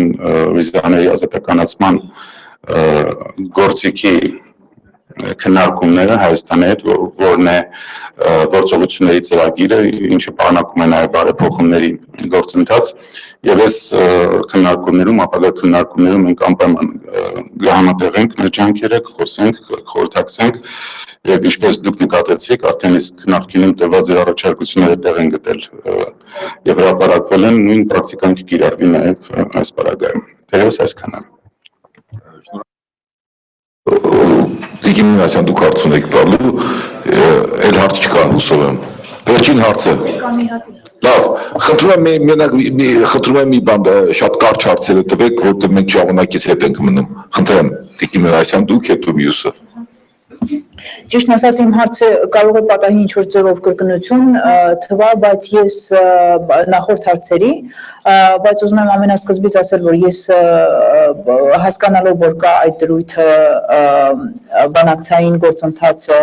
եւ բանակցային նյութը չհրապարակել եւ հարգել միմյանց բանակցային իրավունքները, փոփոխությունների եւ այլն, չեմ գտնում, որ մենք հիմա պետք է հարցը այդպես դնենք, բայց հարցը իսկապես կա եւ շատ լուրջ է, որ հասարակությունը եւ քաղաքացիական հասարակությունը եւ էքսպերտային համայնքը Հայաստանում բացարձակ մասնակից չի դրան ոչ մի ձևաչափով։ Մենք որպես երբ որ Ավետիք Իշխանյանը ասեց, որ մենք գործընկերությունը ներգրաված է եղել, ինքը չի ներգրաված եղել միայն այս ձևաչափում եւ կոնֆերանսներ կազմակերպելով, բայց ունեցել է ամեն ոլորտային համագործակցության ոլորտի շուրջ կոնկրետ դիտարկումներ եւ առաջարկություններ։ Երբևիցե այդ առաջարկությունների շուրջ քննարկման մենք բովանդակային, չեմ ասել չեք ընդունել հարցը, դա չի, հարցը այն է, որ մենք չենք ունեցել ձևաչափ, ըստ որի որ մենք կարողանայինք այդ քննարկումները ավելի առարկայական կատարել։ Այն ոլորտային տեղերում, երբ որ դրանք եղել են ըստ մեզ ոչ բավարար եւ զուտ ֆորմալ, բայց դա չի անգամ իմ հարցը, սա որպես դիտարկում էր։ Հարցս այն է, որ մեզանում շատ ընդունված է, երբ որ ինչ-որ մի բան հասարակությունը անում է բացարձակ ոչ եվրոպական ձևով, ասում ենք դե մեր մենթալիտետն է, դե մեր անցյալն է, ես այդ տեսակետին չեմ, բայց համենայն դեպս գիտեմ մի կոնկրետ վիճակ, ըստ որի քաղաքականությունը, թե նախկինում, երբ որ մենք գնում էինք ասոցիացման կամ թե երբ որ մենք ունեինք հարևանության ծրագիր, քաղաքականությունը կոմունիկացիայի առարկա չէր կառավարության համար հանրության հետ։ Այդ ինչի է մեզ պետք է Եվրոպան, ինչ է նշանակում այդ Եվրոպան, ինչի ենք մենք գնում Եվրոպա, ինչի ենք մենք մոտենում Եվրոպային, դա այդ մենթալիտետը, եթե դա այդքան մեծ հարց է, որպես այդպիսին քաղաքականություն, կոմունիկացիա, որ Եվրոպան դա միասեռական ամուսնություններ չեն, եւ որ Եվրոպան, որ այսքան մեզ օգնում է, ոչ թե մեր ազգային շահերը խաթարելու համար է օգնում, որը որ վերջերս ազգային ժողովի ներկայացուցիչի կողմից հնչեցրած միտք էր, բայց անում է ինչ-որ բաներ, որը որ մեր ազգային շահերին ի նպաստ է, այդ կոմունիկացիայի ստրատեգիան։ Արդյոք նախարարությունը մտածում է գծել եւ իրագործել, որովհետեւ իմ հասկանալով այդպիսի կոմունիկացիայի ստրատեգիաներ, ինչ է մեր քաղաքականությունը Եվրամիության հետ, ունեն Վրաստանը, ունի Մոլդովան, ուներ Ուկրաինան եւ դա փորձում է մենթալիտետը փոխել։ Շնորհակալ։ Մի հարց, վերջի հարցը խնդրեմ այնտեղից։ Շնորհակալություն Կարինե Դանելյան, հանուն կայունացման ասոցիացիա ՅՈՒՆԵՊ ազգային կոմիտե։ Ինձ համար իհարկե ճիշտ կլներ, որ պարոն փոխդեսպան ներողություն դեսպանը պատասխաներ, բայց միգուցե պարոն փոխնախարարը կամ այլ փորձագետները կպատասխանեն այս հարցին։ Ինձ համար բացարձակ ընդունելի է արևմտյան քաղաքակրթության արժեհամակարգը եւ մենք փորձում ենք ընդօրինակել, բայց կա մի հանգամանք, որ ինձ անհանգստացնում է շատ։ Երեք նորից մեծ տերակտ տեղի ունեցավ Ֆրանսիայում, այս անգամ Նիցայում։ Եվ մենք արդեն տեսնում ենք, որ դա երևույթ է, որը ուղղակի տարածվում է ամբողջ արևմտյան քաղաքակրթության, ներառյալ Միացյալ Նահանգներ եւ այլն։ Ինչ է կարծում կառավարման համակարգում, քաղաքականության մեջ, միգուցե կա մի մեծ թերություն, որը թույլ է տալիս, որ այդ երևույթները գնալով շատանան եւ ընդլայնվեն։ Եվ արդյոք մենք պիտի անհանգստանանք այդ երևույթների վերաբերյալ, որպեսզի մեզ մոտ չկրկնվեն նաեւ։ Շնորհակալություն։ Շնորհակալություն խնդրեմ պարոն փոխտեսպան։ Շնորհակալ եմ հնչած հարցերի համար եւ եթե ինչ-որ տեղ կրկնվեն հայցում եմ բոլորի ներողամտությունը, բայց պատասխանելով Տիկին Մինասյան ձեր հարցին, ասեմ, որ բանակցությունների ընթացքում շատ էական է այսօր բանակցությունների ընթացքում շարունակել այս քննարկումները, այս տիպի դիտարկումները եւ խորհրդակցությունները։ Ես իմ ներկայացման սկզբում էլ նշեցի, որ մենք մեծապես կարևորում ենք քաղաքացիական հասարակության դերակատարումը Եվրամիության հետ մեր բոլոր նախաձեռնումներում, այդպես է եղել նախկինում, այդպես հիմա շարունակվում է։ Այստեղ նույնիսկ սրահում կան մարդիկ, ում ճանաչում եմ նախորդ հանդիպումներից առիթ ենք ունեցել խոսելու, խորհելու միասին, այնպես որ գործընթացը չի ընդհատվել կամ ընդհատումներով տեղի չի ունեցել։ Ես տեղյակ եմ նաև իմ նախորդից, գործընկերոջից, որ մշտապես մաս է կազմել նման քննարկումների եւ այդ ավանդույթը մեզ մոտ կշարունակվի։ Ինչ վերաբերում է հաղորդակցության հարցերին կամ հաղորդակցության ռազմավարությանը, որ դուք նշեցիք, դրա համար կան տարբեր ձևաչափեր, երևի թե մեկը հենց նմանօրինակ հանրային քննարկումներն են, մյուսը դա ազգային ժողովում պարբերաբար տեղի ունեցող ուրեմն լսումներն են, այդ թվում նաև Հայաստան-Եվրամիություն հարաբերությունների օրակարգի հարցերի շուրջ, որին մասնակից են եւ քաղաքասարակության ներկայացուցիչները եւ ԶԼՄ-ները, եւ առիթ ենք ունենում վերհանել այդ պահին կամ ավելի միջնաժամկետ, երկարաժամկետ առումով մեզ մտահոգող բոլոր խնդիրները։ Սա ինձ համար լավ առիթ է, մենք առաջին անգամ եմ ես ընկալվում ձեր նախաձեռնությամբ տեղի ունեցող այս քննարկմանը, պայմանավորվել, որպեսզի մենք դարձնենք այս հանդիպումները ավելի կանոնավոր, ինչպես եղել է նախկինում, չթերագնահատելով նաև մյուս ձևաչափերում քաղաքասարակության եւ մամուլի ներկայացուցիչների հետ տեղի ունեցող ուրեմն երկխոսությունը։ Տիկին Դանիելյանի հարցին պատասխանելու համար երևի թե կպահանջվի շատ ժամանակ, գուցե նաև վերլուծական մի մեծ աշխատանք, իհարկե ինչ-որ տեղի ունենում մեր ամիջական տարածաշրջանում, մասնավորապես ահաբեկչության տարածումը մեզ մտահոգում է եւ մեր քայլերում, մասնավորապես միջազգային հարաբերություններում, միջազգային կառույցներում մենք հաշվի ենք նստում այն հնարավոր վտանգների հետ, որոնք կարող են սպառնալ մեր տարածաշրջանին եւ նույնիսկ եթե տեսնենք ելույթները, որոնք որ ներկայացում են նախագահի, արտաքին գործերի նախարարի կողմից, մեր դեսպանների, պատվիրակությունների, դրանք բավականին հավասարակշռված են այն առումով, որ որևէ կերպ չթիրախավորել համայնքները, հայկական համայնքները, մասնավորապես Մերձավոր Արևելքում բնակվող թեպետ նրանք Սիրիայում այսօր գտնվում են շատ ծանր կացության մեջ, բայց եւ այնպես։ Եվ ոչ միայն այստեղ հայ համայնքների համատեքստում է, որ մենք հաշվի ենք նստում իրավիճակի հետ, այլ առհասարակ տարածաշրջանը խոցելի է, հաշվի առնելով վարձկանների այն հզոր բանակը, որ Ադրբեջանից այսօր գտնվում է կամ համագործակցում է տարբեր արտաքին կազմակերպությունների ուրեմն շարքերում եւ այստեղ ոչ միայն Հայաստանը, այլ նաեւ մեր գործընկեր պետությունների հետ մշտապես տեղի են ունենում խորհրդակցություններ, քննարկումներ ցույց տալու համար այդ աբեկչության տարածումը նաեւ մեր տարածաշրջանում։ Դες այսքանը շնորհակալություն նորից հրավերի համար Սանի ձևաչափ է, որտեղ տեղի ունենում տեսակետների բախում, այլ ընտրանքային մոտեցումներ եւ Մենք այս համարում ենք, որ այդ բախման արդյունքում է, որ ծնվում է ճշմարտությունը եւ մտադիր ենք հետագայում այնպես համագործակցել եւ շարունակել մեր ուղղությունը։ Շնորհակալություն։ Շատ շնորհակալություն եւ օգտվելով ձեր առաջարկից հաճույքով, սիրով ընդունում ենք, որ մշտապես կհրավիրենք եւ ակնկալենք ձեր մասնակցությունը եւ շնորհակալություն այսօր գալու համար։ Շնորհակալություն, պարոն Նազարյան, ցավոք սրտի բախումը առանց ձեզ կլինի։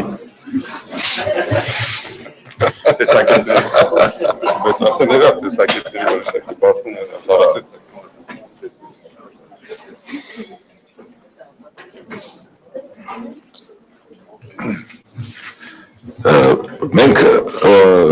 շարունակում ենք մեր քննարկումը, ավելի ճիշտ արդեն մեր փորձագետները կխոսեն ավելի արդեն ըստ ոլորտային վանդակային քննարկումներ, մենք 45 րոպե հետ ենք մնացել մեր քննարկման ժամանակացույցից եւ չգիտեմ, խնդրեմ թե չխնդրեմ, մեկ այս իրավունք չունեմ կրճատելու ելույթները, բայց ուղղակի խնդրեի փորձագետներին հնարավորինս հայկիրճ ներկայացնել, որ մենք տեղավորվենք ժամանակի մեջ։ Այժմ ես ձայնը տալիս եմ Ալեքսանդրա Ստիգմայերին, Եվրոպական կայունության նախաձեռնության ԱԲԱԿ վերլուծաբան, գլխավոր քարտուղար Բրյուսելից։ Խնդրեմ, տիկին Ստիգմայեր։ Thank you. At the start, I would like to thank the Analytical Center, Stepan Gregorian, and the Open Society Foundations for organizing this event and inviting me. I work for the European Stability Initiative, which is a small think tank that was founded in 1999 in Bosnia.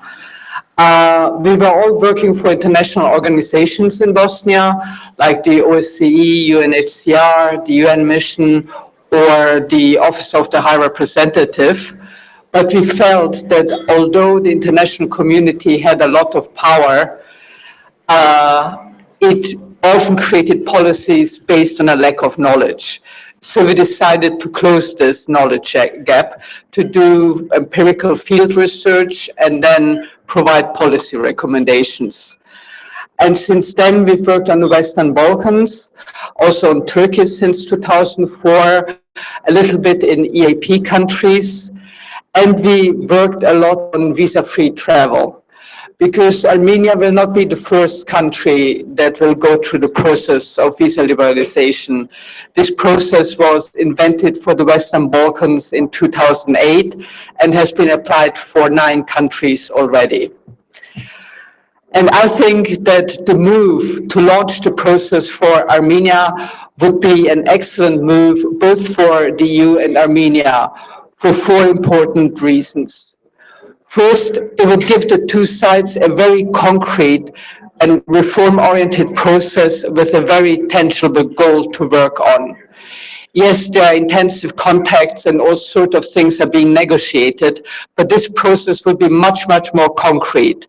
And it would thus also strengthen the current, still quite fluid relationship between Armenia and the EU, where neither side knows really what the other thinks and is up to. Then secondly, the reforms that the EU requires for visa-free travel would benefit Armenia. For example, they would help Armenia modernize and improve its system of border control. It would help Armenia to modernize and improve its system for migration management. It would strengthen law enforcement when it comes to organized crime. It would improve Armenia's activities to fight corruption, its civil registry system, passport security, greater respect for human rights. So there are many, many issues from which, if Armenia worked on them, it would profit. And thirdly, in all the countries where the process has taken place so far, civil society has been very involved, because these are the issues that are also typical issues for civil society organizations. And as my colleagues will tell you, my colleagues from Ukraine and Georgia on my right side will tell you later, they have done a lot of work on it in these 2 countries. And fourthly, of course, visa-free travel would have many positive effects. It would allow Armenians to travel more easily to the EU without. Մի վարքյան կներեք, ուղղակի մեծագույն խնդրում եմ դադարեցնել աղմուկը, խոսակցությունները, երկխոսությունը, ուղղակի որովհետև եւ թարգմանիչն են խանգարում եւ ընդհանուր կենտրոնացումն է խաթարվում։ Շնորհակալություն։ Thank you. So the last goal, why the last reason why it would be good is, of course, visa-free travel will benefit Armenia. You will be able to travel to the EU without having to go through the cumbersome and humiliating visa application procedure. It would be cheaper. It would foster people-to-people contacts to the Armenian diaspora in the EU. It would allow Armenians to become more familiar with the EU, business people to establish contacts and possibly increase trade. It will also allow students to go to Europe and see whether this is a place where they might want to spend a few months to study, especially if Armenia starts participating in the Erasmus student exchange programs. Now, why do I say that this is a very clear agenda? This process has a set format, which was first designed for the Western Balkans, but then used ever since. It's always the same. The country in question has to have a readmission agreement with the EU, which Armenia already has. And it means that if Armenians misuse visa-free travel to go to the EU, then overstay the time they're allowed to be in the EU, the 3 months, and become illegal migrants, the EU can easily return them to Armenia and Armenia will accept them back.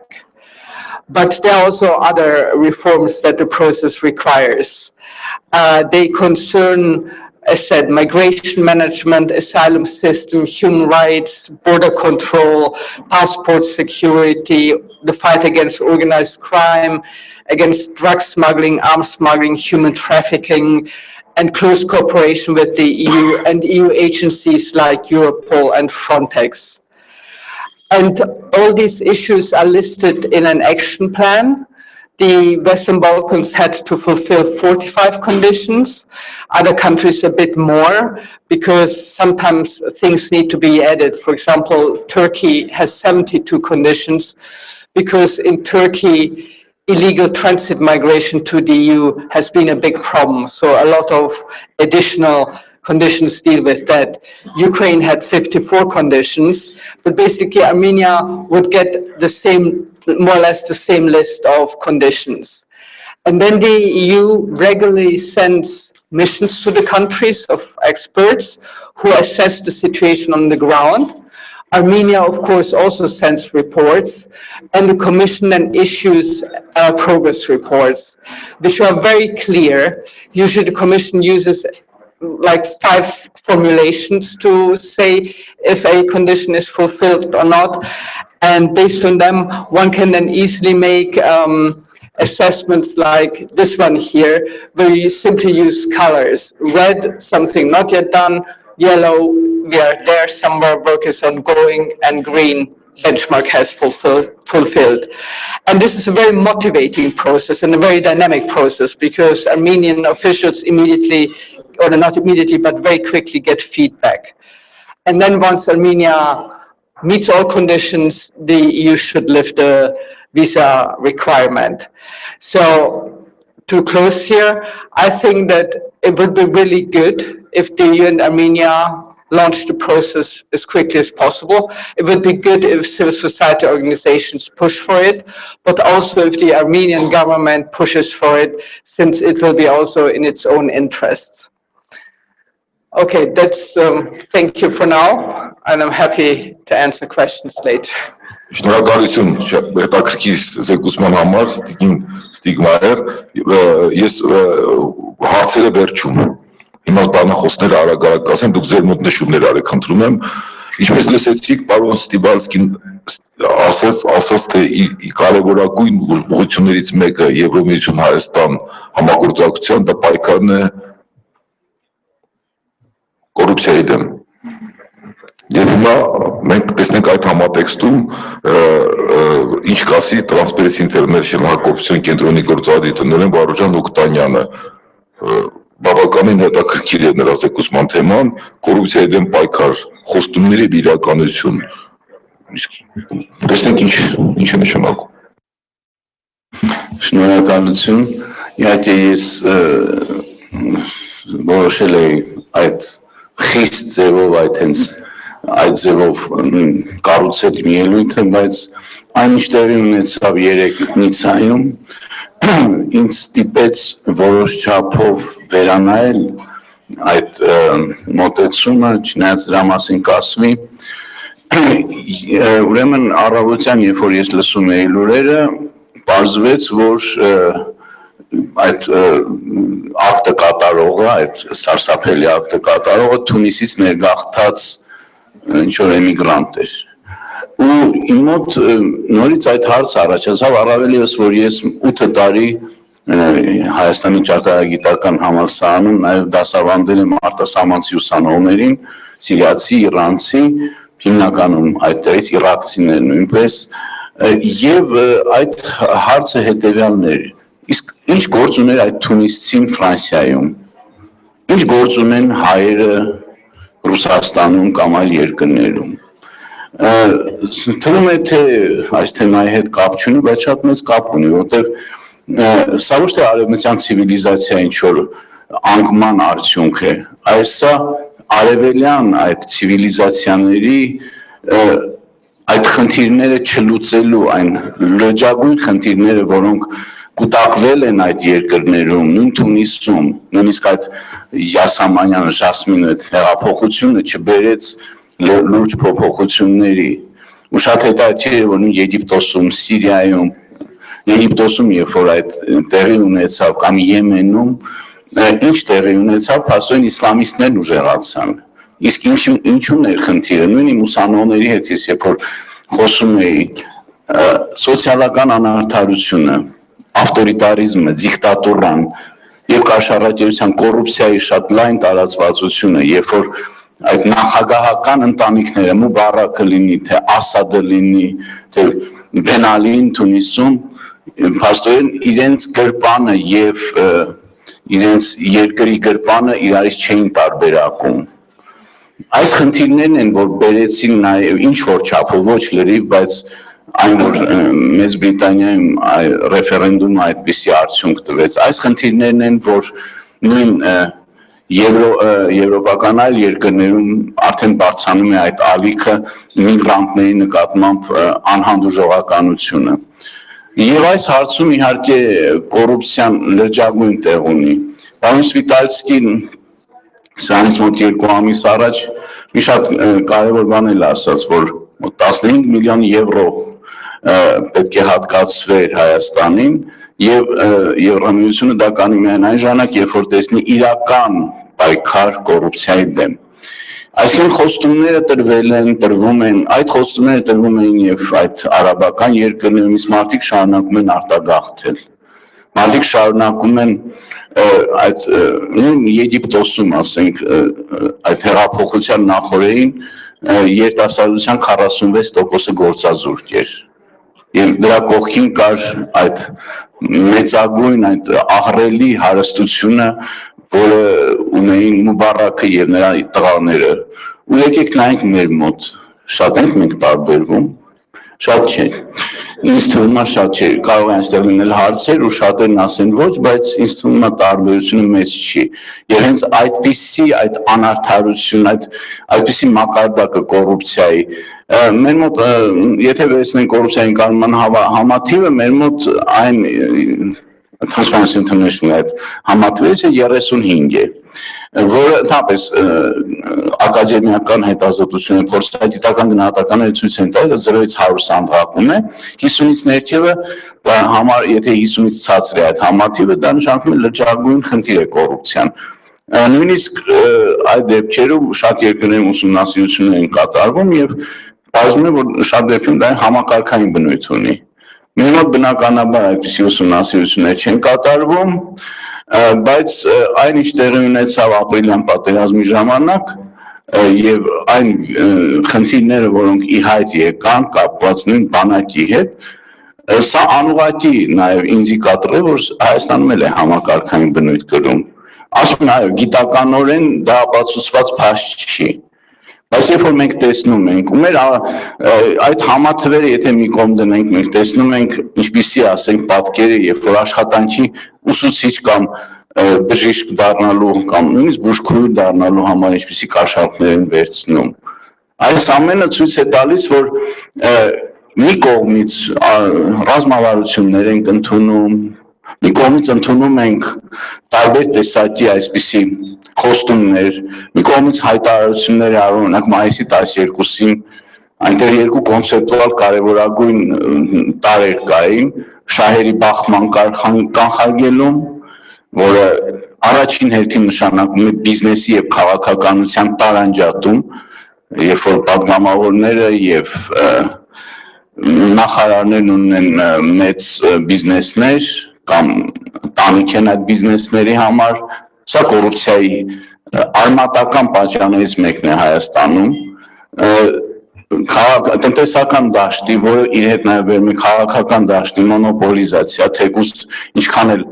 մեր պետական այրերը հայտարարել են, որ իրականում դա մոնոպոլիա չի, այլ գերիշխող դիրք է, բայց կներեք նույն օլիգոպոլիաների գոյությունը տարբեր ոլորտներում բերում է այս իրավիճակին, որ տրված խոստումները անհասկանալի է, թե ինչպես կկատարվեն։ Սովորաբար ասվում է, որ պետք է քաղաքական կամք, ես էլ միշտ դա նշում եմ, պետք է քաղաքական կամք։ Նորմալ երկրներում, եւ սա երևի Հայաստանի համար պետք է դառնա մեծագույն խոստումը, որ իշխանությունները փորձեն կատարել, նորմալ երկրներում դա ոչ այնքան քաղաքական կամքի դրսևորում է, այլ քաղաքական շահերի ու պայքարի արդյունքում է մաքրվում։ Նույն սկանդինավյան երկրների օրինակը, երբ որ բավականին լրջագույն ռեֆորմներ անցկացվեցին Դանիայում, Շվեդիայում, որը բերեց կոռուպցիայի կտրուկ նվազմանը։ Դա ինչից եղավ։ Դա եղավ ընտրությունների արդյունքում։ Երբ որ արդեն ամեն ինչ գնում է նրան, որ դու կկորցնես իշխանությունը, երբ որ այդ քվեաթերթիկը ինքը մի բան նշանակում է, ոչ թե թղթի կտոր է, որին կարելի է արհամարել, երբ որ դու անում ես դա, դրա արդյունքում հնարավոր է այլ իշխանությունը, որը գայս ընտրությունների միջոցով, արդեն շատ ավելի զգուշ կլինի, որտեղ նա կուզենա մնալ եւ առավելևս չխայտարակվել եւ հաջորդ իշխանություններով չհայտնել բանտում, այդպիսի դեպքեր եւ արևմուտքում է աչու ձախ մենք տեսնում ենք նույն Սարկոզիի հետ կապված, Շիրակի Ֆրանսիայում կամ այլ երկրներում։ Ահա այստեղ է, որ ես ավելի շուտ կուզեի շեշտը դնել ոչ թե դրա համար ես փոխեցի այս ելույթի շեշտադրումը, ոչ թե դնել նրանում, թե այս բաները խոստացել են, բազմավարություններ են խոստացել, միջազգային պարտավորություններ են ընդունել եւ այլ այսպիսի գեղեցիկ մտքեր ենք հայտնել տարբեր ռազմավարություններում եւ միջազգային պարտավորություններում էլ ասել ենք այո կանենք, բայց երբ որ գործը գալիս է ուրեմն կատարմանը, մենք տեսնում ենք, որ այդ չկա։ Ու չկա առաջին հերթին այն տնտեսական համակարգի պատճառով, որ Հայաստանում գոյություն ունի, չկա նրա համար, որ չկա անկախ դատական համակարգ, եւ քանի որ այն անկախ չի, դատավորներին թույլատրվում է նաեւ կաշառք վերցնել, եւ ունենք դրա համար արդյունքում կոռուպցիայի համաշխարհային բարոմետրի արդյունքում 3 ամենակոռումպացված ոլորտներից մեկը հենց դատական համակարգն է։ Մյուս երկուսը նույնպես պակաս կարևոր չեն Հայաստանի համար, դա պետական ծառայությունը եւ առողջապահությունը։ Այս 3 ոլորտները համար 13 թվականի արդյունքներն են, այս տարվա սեպտեմբերին կլինի նոր կամ հոկտեմբերի սկզբին նոր արդյունքները։ Սա ինձ թվում է այնքան էլ հուսադրող չի, որ հենց սրանք են լիդերները եւ այս պայմաններում ես անկեղծ ասած տեսնում եմ այստեղ լուծումը, եթե հնարավոր լինի նորմալ ընտրություններ անցկացնել, որի արդյունքում կլինի այդ վերնախավերի այդ ցիրկուլյացիան, այդ փոփոխությունը, որը արդեն կստիպինանք իսկապես հաշվետու լինել եւ իսկապես թափանցիկ լինել, ոչ թե լինել թափանցիկ, ցույց տալ օրինակ հայտարարագրեր են ցույց տալիս, տեսանք ահռելի նվիրատվություններ, հետո ինչ եղավ դրանից։ Այնպես որ երևի սրանով ես իզապատիմ հաշվի առնելու նաև ժամանակի սովությունը, բայց խորհուրդ կտայի հենց եւ նաև ձեր հարցը պատասխանի ժամանակ անդրադառնալ հենց այդ խնդրին, թե ինչպես հնարավոր կլինի այն կոնտեքստը փոխել, այն որում մենք ապրում ենք, որում փորձում ենք պայքարել կոռուպցիայի դեմ, փորձում ենք մարդու իրավունքները չխախտել եւ նման այլ բաներ անել եւ ինչպես անել, որ դա փոխվի։ Ես ասում եմ ազատ արդար ընտրություններն են, իմ կարծիքն է, սա կարող է դա վիճելի լինի եւ երկրորդը այդ տնտեսական համակարգի արմատական փոփոխությունը։ Շնորհակալություն։ Շնորհակալություն, ես ուղղակի խախտելով բարողի իրավունքը չարաշահելով ուղղակի մի հարց եմ ուզում տալ այդ կներեք այդ նվիրատվությունները հենց մարդիկ նախարար են դառնում նվիրատվություններ են ստանում, հա։ Հենց նախարար են դառնում նվիրատվություններ են ստանում, ոչ թե։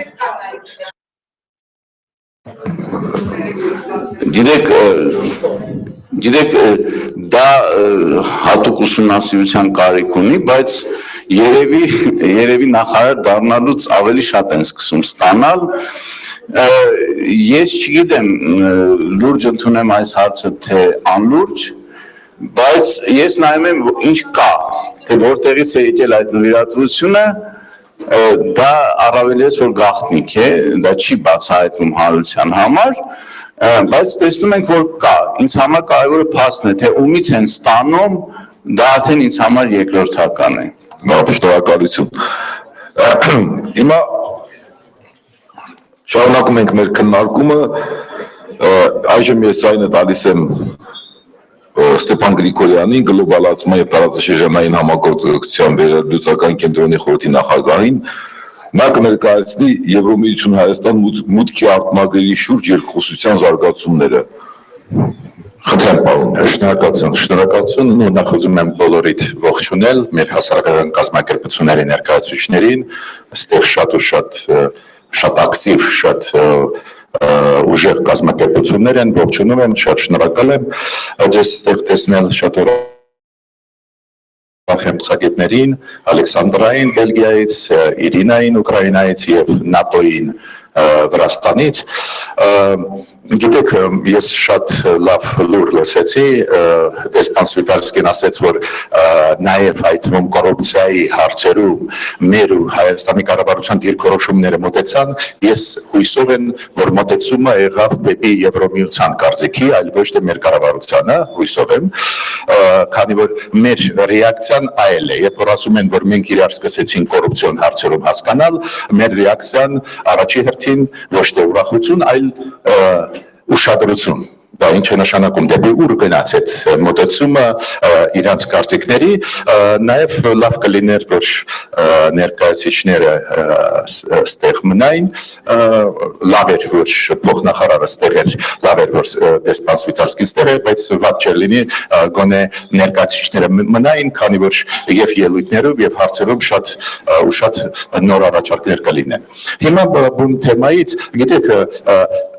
շարժունակությունը կարևորագույն մարդու իրավունքներից է։ Շատ անգամ շատերը դա չեն հասկանում։ Մարդը, որը կարող է մոբիլ տեղաշարժվել, այդ իր իրավունքն է։ Եվ պետության ներսում, դուք հիշում եք մեկ-մեկ է պրոնդիմությունը միտինգներ անում, թույլ չեն տալիս շրջանից որ գան։ Ուրեմն մարդը պետք է իրավունք ունի շարժվել իր երկրի ներսում ու իրավունք ունի ազատ շարժվել մեծ դաշինքների ներսում։ Օրինակ, Եվրոմիության ներսում գիտեք, այդ մոբիլիտին շատ լուրջ խնդիր է, միգրացիան Եվրոմիության ներսի մասին է խոսքը, ես դրսի միգրացիայի մասին չեմ ասում։ Ու դուք գիտեք, որ կարևորագույն տարաձայնությունը Մեծ Բրիտանիայի Եվրոմիության հետ այդ հարցում էր։ Դա շատ կարևոր է ու շատ դրական է, որ այսօր հաղթեց Եվրոմիության կարծիքը, որ եթե չեք մարդիկ, կապիտալը, բերները, ծառայությունները պետք է ազատ տեղաշարժվեն, միայն դա է երաշխիքը, որ բարգավաճեն երկրները, ժողովուրդը, դա շատ կարևոր է։ Մեծ Բրիտանիան իր հատուկ կարծիքներով թույլատնում է Եվրոմիությունը։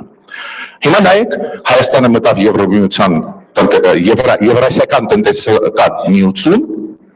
ու այսօր օֆիցիալ պաշտոնական մակարդակով քննարկվում է, որ մեր բեռները, մեր մեքենաները եւ մարտադար տար եւ բեռնատար չեն կարող ազատ տեղաշարժվել։ Պարզվեց, որ ոչ ոք մեզ այնտեղ չէր սպասում, դա շատ հետաքրքիր է։ Հիմա մենք վաղուց է ճիշտը ձեզ ասեմ, սկսել ենք զբաղվել այդ հարցերով 8-9 տարի առաջ, ես հիշում եմ, երբ որ մենք գրեցինք Էստոնիայի, Լատվիայի, Չեխիայի, Հունգարիայի արտգործնախարարներին ու ասեցինք, ինչի ենք մեզ ստիպում, որ հայերը, հայ քաղաքացիները ստանան վիզաներ Մոսկվայից։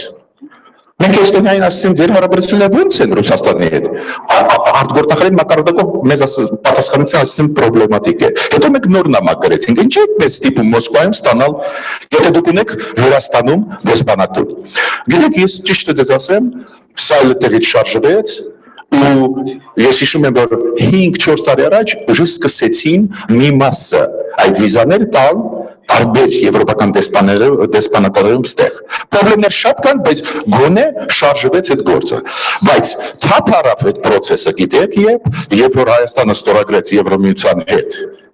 2014 թվականի հունվարից սկսեց աշխատել երկու պայմանագրեր։ Իրանք սկսեցին աշխատել 2014 թվականի հունվարի 1-ին։ Վիզաների հեշտացման եւ ռեադմիսիայի։ Ու մենք սկսեցինք մեր մոնիտորինգը եւ բաց հասարակության հիմնադրամներ Հայաստան կազմակերպությունը աջակցեց, մենք շնորհակալ ենք, սկսեցինք այդ մոնիտորինգը, ուսումնասիրել ոնց են գնում գործերը։ Պրոբլեմների մասին դուք գիտեք, բայց այնուամենայնիվ դրական դինամիկա կա, ասենք մենք ուղարկում ենք նամակներ, հարցեր տալիս ենք հյուպատոսություններ, եվրոպական ովքեր ստեղ են տալիս Շենգեն վիզան, մենք պետական ինստիտուտներ, ու տեսանք, որ իրոք ինչ որ դրական տենդենսներ կան, այդ գրքույկը ստեղ կա, կարող եք վերցնել, քանի որ այնտեղ կան առաջարկներ նաև ոնց պետք է մեր քաղաքացիները պահեն իրանց, որ իրոք վիզան ստանան, բայց ինչի մենք դա ուզում ենք, որ դուք մտնեք, տեսնեք տարբերությունը։ Երբ որ դուք մտնում եք Եվրոպա, ոչ մի խնդիր չունեք, մտնում եք Ռուսաստան, ձեր մեքենան կանգնացնում են, շորտում են փող։ Դրանից լավ ռեկլամ իօքուտ Եվրոպայի չեք գտնի։ Այդ խոսքերը, ժողովրդավարություն շատ կարևոր խոսքեր են, բայց նաև կյանքով պետք է դուք տեսնեք ինչ է կատարվում։ Ու մյուսը ինչի մասին ուզում եմ ասել, ես պնդում եմ, որ մենք չպետք է կանգնենք այդ փուլում։ Անցած տարի մենք նախաձեռնեցինք նաև Իրինա Սուշկոյի հետ, նաև բացասարքության հիմնադրամների ինստիտուտի հետ, նախաձեռնեցինք վիզա երկխոսության անցմանը։ Դուք գիտեք, այդ երկրորդ փուլն է վիզա լիբերալիզացիայի ճանապարհով։ Առաջինը վիզա հեշտացում, հետո վիզա երկխոսություն։ Ու մենք ինչ արեցինք։ Ներկայացրեցինք մեր առաջարկները Եվրո դելեգացիային Հայաստանում, որը իրանք օֆիցիալ ընդունեցին ու տպեցին իրանց կայքում, ներկայացրեցին կառավարական ինստիտուտների մի քիչ ճնշումով ընդունեցին, հիմա ստիպում ենք, որ ուզում ենք, որ շարժվի, դա է պատճառը, որ ես այսօր առաջարկեցի, ես ասացի, այդ ո՞նց է դուք հավաքում եք, մեզ չեք գրավել։ Բոլոր առաջարկները իրանք ընդունեցին, քանի որ պետք է ստիպենք, որ իրանք շարժվեն։ Բայց հիմա մեզ համար ինչի համար է վիզա դիալոգը կարևոր։ Ճիշտը ձեզ ասեմ, դա կապ չունի նրա հետ, որ վիզան ինձ համար, որ վիզան հեշտ մենք ստանանք։ Վիզա դիալոգը պահանջում է երկու խնդիր՝ ուժեղացնել պայքար կոռուպցիայի դեմ եւ հակա դիսկրիմինացիոն օրենսդրությունը ներմուծելու Հայաստանում։ Շատ գիտեք, շատ սենսիտիվ խնդիրներ են, շատ զգայուն, պնդում եմ, որ մեր բոլորիս դա շահերից բխում է։ Ու ես երբ ասացի հակակոռուպցիոն, հիմա պարոն Օկտանյանը լայն կոնտեքստով ներկայացրեց, վիզաների հարցում ստեղ թիրախային մի երկու խնդիրներ կան, ասենք էթիկայի հանձնաժողովների աշխատանքի որակը, մենք հիմա ավարտում ենք այդ մեր վերլուծությունը ձեր դիտողության կներկայացնենք մոտ ժամանակներս,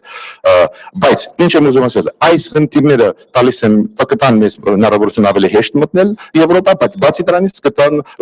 ինստրումենտ ուժեղացնել, ասենք ժողովրդավարության այդ էլեմենտների, քանի որ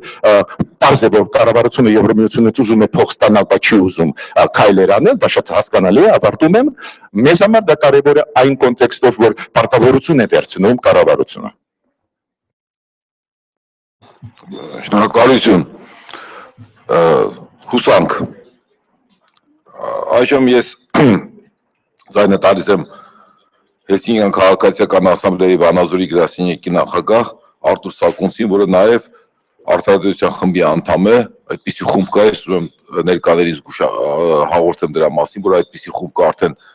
շուրջ 2 տարի գործում է այդ խումբը, բաղկացած իրավաբաններից եւ իրավապաշտպաններից, փաստաբաններից,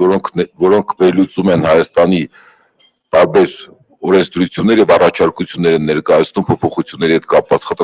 խոշտանգումների, խտրականության եւ բոլոր ոլորտների։ Արտուր Սակունցը կներկայացնի քաղաքական երկխոսություն, Հայաստանի պարտավորությունները եւ դրանց իրականացումը։ Խնդրեմ, պարոն Սակունց։ Շնորհակալություն, ողջունում եմ բոլորիդ եւ միաժամանակ կարևորում եմ այսօրվա քննարկումը, հույս ունեմ իհարկե, որ հանրային քննարկման ֆորմատը մնացել է նույնը, չի դարձել հասարակական քննարկման ֆորմատի, այնուամենայնիվ, որտեղ հանրային քննարկման ֆորմատը նաև որոշում ընդունողների մասնակցությամբ է լինում։ Հասարակականը ոչ պակաս կարևոր է, հատկապես մեր պարագայում, հաշվի առնելով այլևս արդեն պատմության գիրկը անցած մինչ 2013 թվականի սեպտեմբերի 3-ի վիճակը, որը կոչվում էր ասոցիացման, Արևելյան գործընկերության ասոցիացման համաձայնագրի ստորագրման process, որը ցավոք սրտի ընդհատվեց 2013-ի սեպտեմբերի 3-ին, բայց եւ ինչու համար եմ կարևորում հասարակական քննարկումը, որովհետեւ մենք առաջի հերթին Հայաստանի Հանրապետության հասարակությունս, մենք անդամներս պետք է երևի թե ավելի խորամուխ լինենք Եվրոպական միության հետ մեր համագործակցության նշանակության մեջ, հասկանանք դրա բունեությունը, որպեսզի որոշում կայացնողները հաշվի նստեն հասարակական կարծիքի եւ դիրքորոշման հետ։ Եվ այդ առումով Հայաստանի պարտավորությունների վերաբերյալ եւ իմ թեմայի հետ կապված մի քանի ձևակերպումներ կներկայացնեմ, այսպես կոչված թեզեր, որոնք կարծում եմ արժե ուշադրություն դարձնել մեր հետագա եւ այս քննարկման եւ հետագա մեր քննարկումների ժամանակ։ Համար առաջին Հայաստանի Հանրապետության կողմից վերցրված միջազգային պարտավորությունները միջազգային պայմանագրերով եւ Միավորված ազգերի կազմակերպության եւ որպես Եվրոպայի խորհրդի անդամ պետություն եւ որպես Եվրոպայի անվտանգության եւ համագործակցության կազմակերպության անդամ պետություն, այդ բոլոր պարտավորությունների կատարման հնարավորությունը կամ այդ կատարումը հնարավոր է միայն եվրոպական կառույցների հետ սերտ համագործակցության միջոցով։ Չկա այլ տարբերակ, որ որևէ մի կերպ պատկերացնելի լինի, որ այդ պարտավորությունների կատարումը հնարավոր է Եվրասիական տնտեսական միության կամ հավաքական անվտանգության պայմանագրի կազմակերպության կամ ԱՊՀ-ի շրջանակներում։ Չկա ուղղակի, բովանդակային տեսակետից եմ ասում։ Սա հիմնարար թեզ է, որ պետք է մենք ընկալենք։ Երկրորդը նաև այդ իմ նշած կառույցների եւ Միավորված ազգերի կազմակերպության, որը եվրոպական կառույց չի, դա միջազգային կառույց է, բայց բովանդակային եմ ասում։ Առանձին օղակների, նկատի ունեմ մարդու իրավունքների կոմիտե, խոշտանգումների կանխարգելման կոմիտե, Հայաստանի վերաբերյալ բազմաթիվ հանձնարարականներ եւ բանաձևեր են ընդունված։ Եվ այդ բանաձևերի կատարման հնարավորությունը նույնպես հնարավոր է եւ պետք է դիտարկել Եվրոպական միության հետ քաղաքական երկխոսության շրջանակում։ Մասնավորապես, քաղաքական եւ քաղաքացիական իրավունքների միջազգային դաշնագրի կատարման որպես մասնակից երկիր կատարման վերաբերյալ Հայաստանի Հանրապետության վերաբերյալ կա հստակ մինչ այժմ չկատարված այն կետը, որը վերաբերում է 2008 թվականի մարտի 1-ի հանցագործության բացահայտմանը։ Մինչ այժմ Հայաստանի Հանրապետությունը չի կատարել այդ պարտավորությունը։ Մենք ունենք խոշտանգումների կանխարգելման կոմիտեի եւ ՄԱԿ-ի եւ նաեւ Եվրոպայի խորհրդի խոշտանգումների դեմ պայքարի կոմիտեի կողմից բազմաթիվ դիտարկումներ, հանձնարարականներ, որոնք տարբերաբար կրկնվում են եւ նույնպես չեն կատարվել։ Այսինքն հիմնական այն մարտահրավերները, որը ունենք մարդու իրավունքների բնագավառում, դրանք պետք է դրվեն Եվրոմիության հետ քաղաքական երկխոսության օրակարգում։ Ապրիլյան պատերազմը իր շտկումները կատարեց, հաջորդ թեստն եմ ձևակերպում, եւ կարծում եմ Հայաստանի Հանրապետության հասարակության համար առավել քան ակնհայտ է, որ երասական տնտեսական միության անդամ երկրները, ԱՊՀ-ի անդամ երկրները այլևս չեն կարող հանդես գալ, չեն կարող ընկալվել որպես անվտանգության երաշխավոր։ Եվ այս տեսակետից մենք ունենք առաջին անգամ երևի թե Եվրոպական միության տարածաշրջանի անդամ երկրների հետ այն նույն ընկալումը, որ ունենք ընդհանուր մարտահրավեր անվտանգության սպառնալիքների տեսակետից։ Եվ սրա շուրջը նույնպես պետք է բավական լուրջ քննարկումներ եւ հանրային իրազեկումը հասցնել մինչեւ այնտեղ, որտեղ անհրաժեշտ է, այսինքն մեր քաղաքացիներին պետք է հասցնել։ Վերջապես, ես իհարկե չեմ կարող հղում չկատարել, բայց դա չեմ համարում որպես անկյունակարային նկատի ունեմ մեր քննարկման համար, մենք հղում ենք կատարում պարոն Սվիտարսկին ինչ ասեց, Եվրոխորհրդի գլխավոր քարտուղարն ինչ ասեց մեր գործընկերների առումով, հա, բայց այդ հարցերը, որոնք բացասնում են, դա մեր հարցերն է։ Եվ շատ ուրախ եմ, որ Հայաստանի Հանրապետության քաղաքացիական հասարակության կողմից տարիների ընթացքում հետևողականորեն եւ անդադար բացասված հարցերը ընկալվել են նաեւ այդ մակարդակում։ Եվ այս առումով գործընկերները հանձինս Հայաստանի Հանրապետության Եվրոպական միության համար հանդիսանում են ոչ միայն իշխանությունները, այլ մենք։ Եվ այս գործընկերային հարաբերությունը որոշումների մեջ լիարժեք մասնակցությունը, հնարավորությունը, դա շատ կարևոր խնդիրներից մեկն է, որ նաև հանդիսանում է որպես նաև ասոցիացիան համաձայնագրի ձախողման գլխավոր պատճառներից մեկը։ Եվ որ մենք բազմիցս ահազանգում ենք, որ պատշաճ մենք մասնակից չենք ասոցիացիան համաձայնագրի շրջանակներում իրականացվող գործընթացներում, առնվազն իրազեկվածության առումով։ Ես հույս ունեմ, որ այս մեր մեսիջները կհասցվի տեղ, բայց մենք հասցնելու համար այլ տարբերակներ ունենք, բայց այս նույնից եմ կրկնում, մեր արդեն հասարակական քննարկման ֆորմատում կարծում եմ մենք պետք է ձևակերպենք նաև այդ խնդիրը, որ առանց քաղաքացիական հասարակության լիարժեք իրազեկման եւ մասնակցության չեն կարող կանխվել այն մարտահրավերները եւ խոչընդոտները, որոնք գոյություն ունեն եւ կարող են գոյություն ունենալ Եվրոմիության հետ մեր քաղաքական երկխոսության շրջանակում։ Որտեղ քաղաքական իշխանությունը կարող է որոշում կայացնել, իսկ քաղաքացիական հասարակությունը անիրազեկության հետևանքով չկարողանա դրա վրա ազդեցություն ունենալ։ Այսինքն այստեղ բալանսավորված եւ բավական բովանդակային հավասարակշիռ ուրեմն մոտեցումը պետք է ապահովել։ Ես կուզենամ նաև ուշադրություն դարձնենք հետևյալ կարևոր հանգամանքի վրա։ Հաջորդ թեզը։ Եվրոմիությունը դա իրապես տնտեսական կառույց է, ընդհանուր շուկա։ Իդեպ ես ձեզ կհորդորեմ եւ կառաջարկեմ այդտեղ պետք է դրված լինի ուրեմն քաղաքացիական հասարակության ինստիտուտների կողմից մշակված այս փաստաթուղթը, խոսքը վերաբերում է GSP+, ուրեմն մեխանիզմի հետ կապված, մենք ինչ հարցեր ենք տեսնում։ Սա շատ կարևոր է, ես առաջարկեմ, որպեսզի ես չկրկնվեմ, սա շատ կարևոր է հիմնարար իրավունքների հետ կապված, որոնք մենք դիտարկում ենք տնտեսական համագործակցության եւ տնտեսական ուրեմն ռեժիմի հետ կապված խնդիրների լուծման ժամանակ, թե մենք ինչ խնդիր ենք կայանում Հայաստանի առումով, բայց եկեք համոզվենք հետևյալը, ֆունդամենտալ եւ բովանդակային հարց ենք բարձրացնում։ Մենք համոզվել ենք, որպես իրավապաշտպան կազմակերպություն, որ Հայաստանի Հանրապետությունում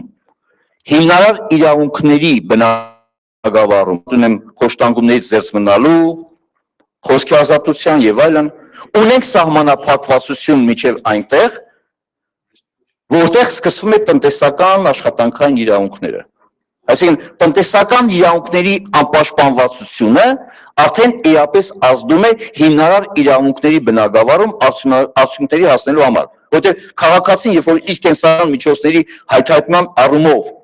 կախվածության մեջ է գտնում գործատուից, որպեսզի հանդես է գալիս պետությունը, բիզնեսմենը, այդ օլիգարխները, համայնքային մակարդակով պետական մնացում, ինքը որպես ընտրող չի կարողանում ազատ արտահայտվել,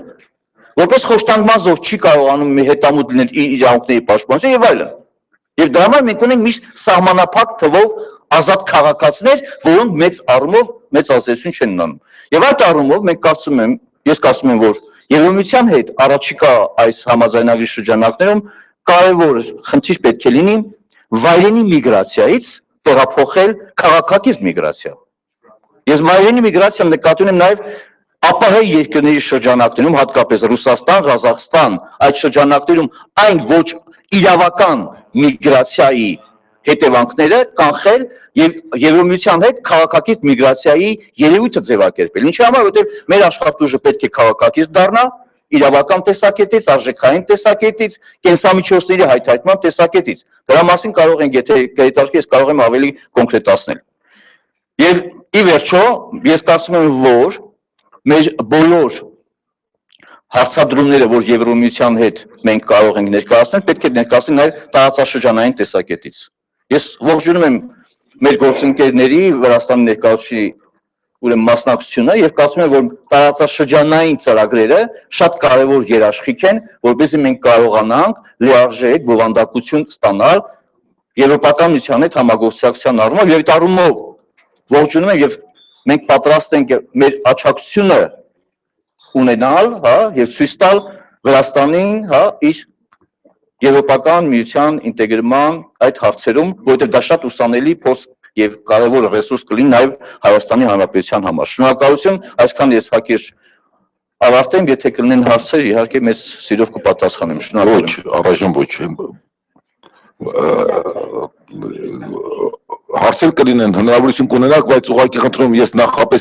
ասեցի, ձեզ մոտ նշեցիք ինչ հարցեր եք տալու, որ վերջում մենք դուրս գնանք քննարկումը, որովհետև այդպես արդյունավետ չի լինի, երբ որ խումբ լինի։ Ուղղակի բացառություն ես արեցի սկզբից, որովհետև գիտեի, որ գնալու է փոխնախարարը, դրա համար այդպես եղավ։ Այժմ որպես ինչ-որ իմաստով Ստեփան Գրիգորյանի զեկույցի համատեքստում շարունակություն կամ փորձը մենք կիմանանք, թե ինչպես է, ինչ պահանջներ է ներկայացնում Եվրոմիությունը մուտքի արտոնագրերի շուրջ երկխոսությունից մինչև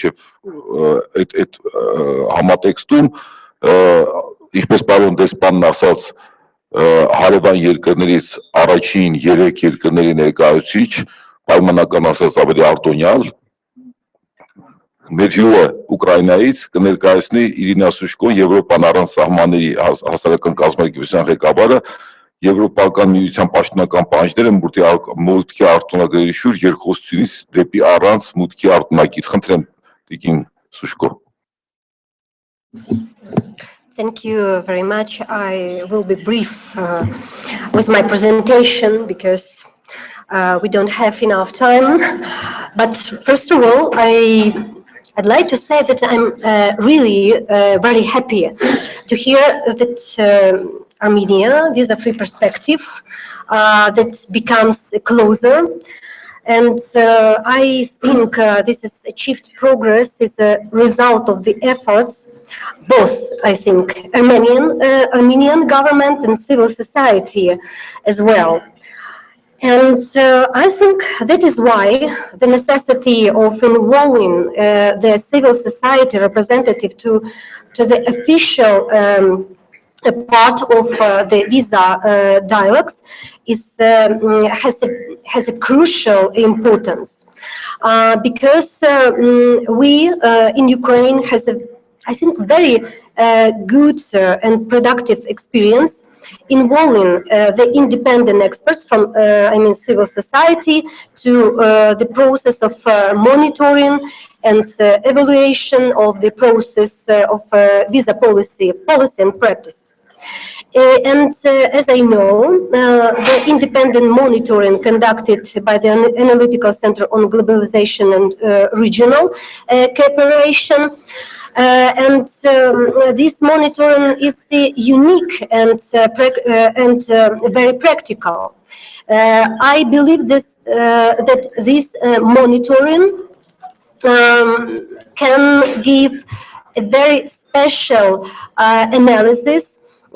in the sphere of visa practice, because as you know, the progress of implementation of a visa facilitation agreement is taken into account before the decision about granting the action plan on visa liberalization. That is why I'd like to continue the topic about civil society role in the visa liberalization process based on the Ukrainian and Armenian experience. I'm sure that the society should be a main driving engine on the road towards the freedom of movement, because as ordinary citizens have to face the complicated procedure of obtaining visas to the EU and Schengen states. And also, I believe that elimination of visa barriers will actually open the real Europe for citizens, with its opportunity to travel, discover, study, visit family and friends, and so on. And these stable contacts between people can bring integration to the EU, I think, faster than, for example, the attempts of authorities to join EU community institutionally. So, how the civil society can contribute to this issue, I mean, to the visa liberalization? Non-governmental organization, first of all, can offer their platform to unite politicians in one coordinated force on the basis of conducted researches and monitoring, to offer quality expertise of the state policies related to the tasks of action plan on visa liberalization. And as I can see, the public actors and experts can lobby, can advocate the approval of important decision among European officials responsible for making decisions, and within the society, as people diplomacy. That is often better perceived in the EU than official authority representatives, at least in the case of Ukraine. At the same time, civil society can be seen as a partner in this process. In Ukrainian case, I can admit that all sensitive reforms, especially in anti-corruption area and anti-discrimination, were pushed and controlled by activists through advocating reforms. That is why, as Stepan mentioned, visa liberalization for us is not very effective instruments to easy travel citizens to the EU. But first of all, this is a very effective instrument to push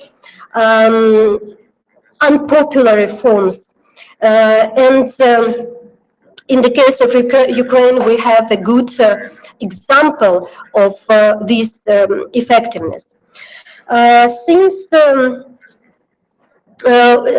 we talked today about these instruments and how the civil society can be contributed to this process, I'd like to mention about our common research. Stepan mentioned about this publication today, and I'd like to notice that civil society can not just develop such indicators, a roadmap or action plan on visa liberalization, but also to do the monitoring, these very important areas such as security, including biometrics, illegal immigration, including readmission, public order and security, including anti-corruption, external relations and fundamental rights. Now, I think you have a good instruments that I hope allows to make a visa-free regime for Armenia as a close perspective and reality. And just one additional comment. Since the visa liberalization process based on not just the technical criteria, but also the political will of the EU member states is very important. It means that all efforts can be applied not just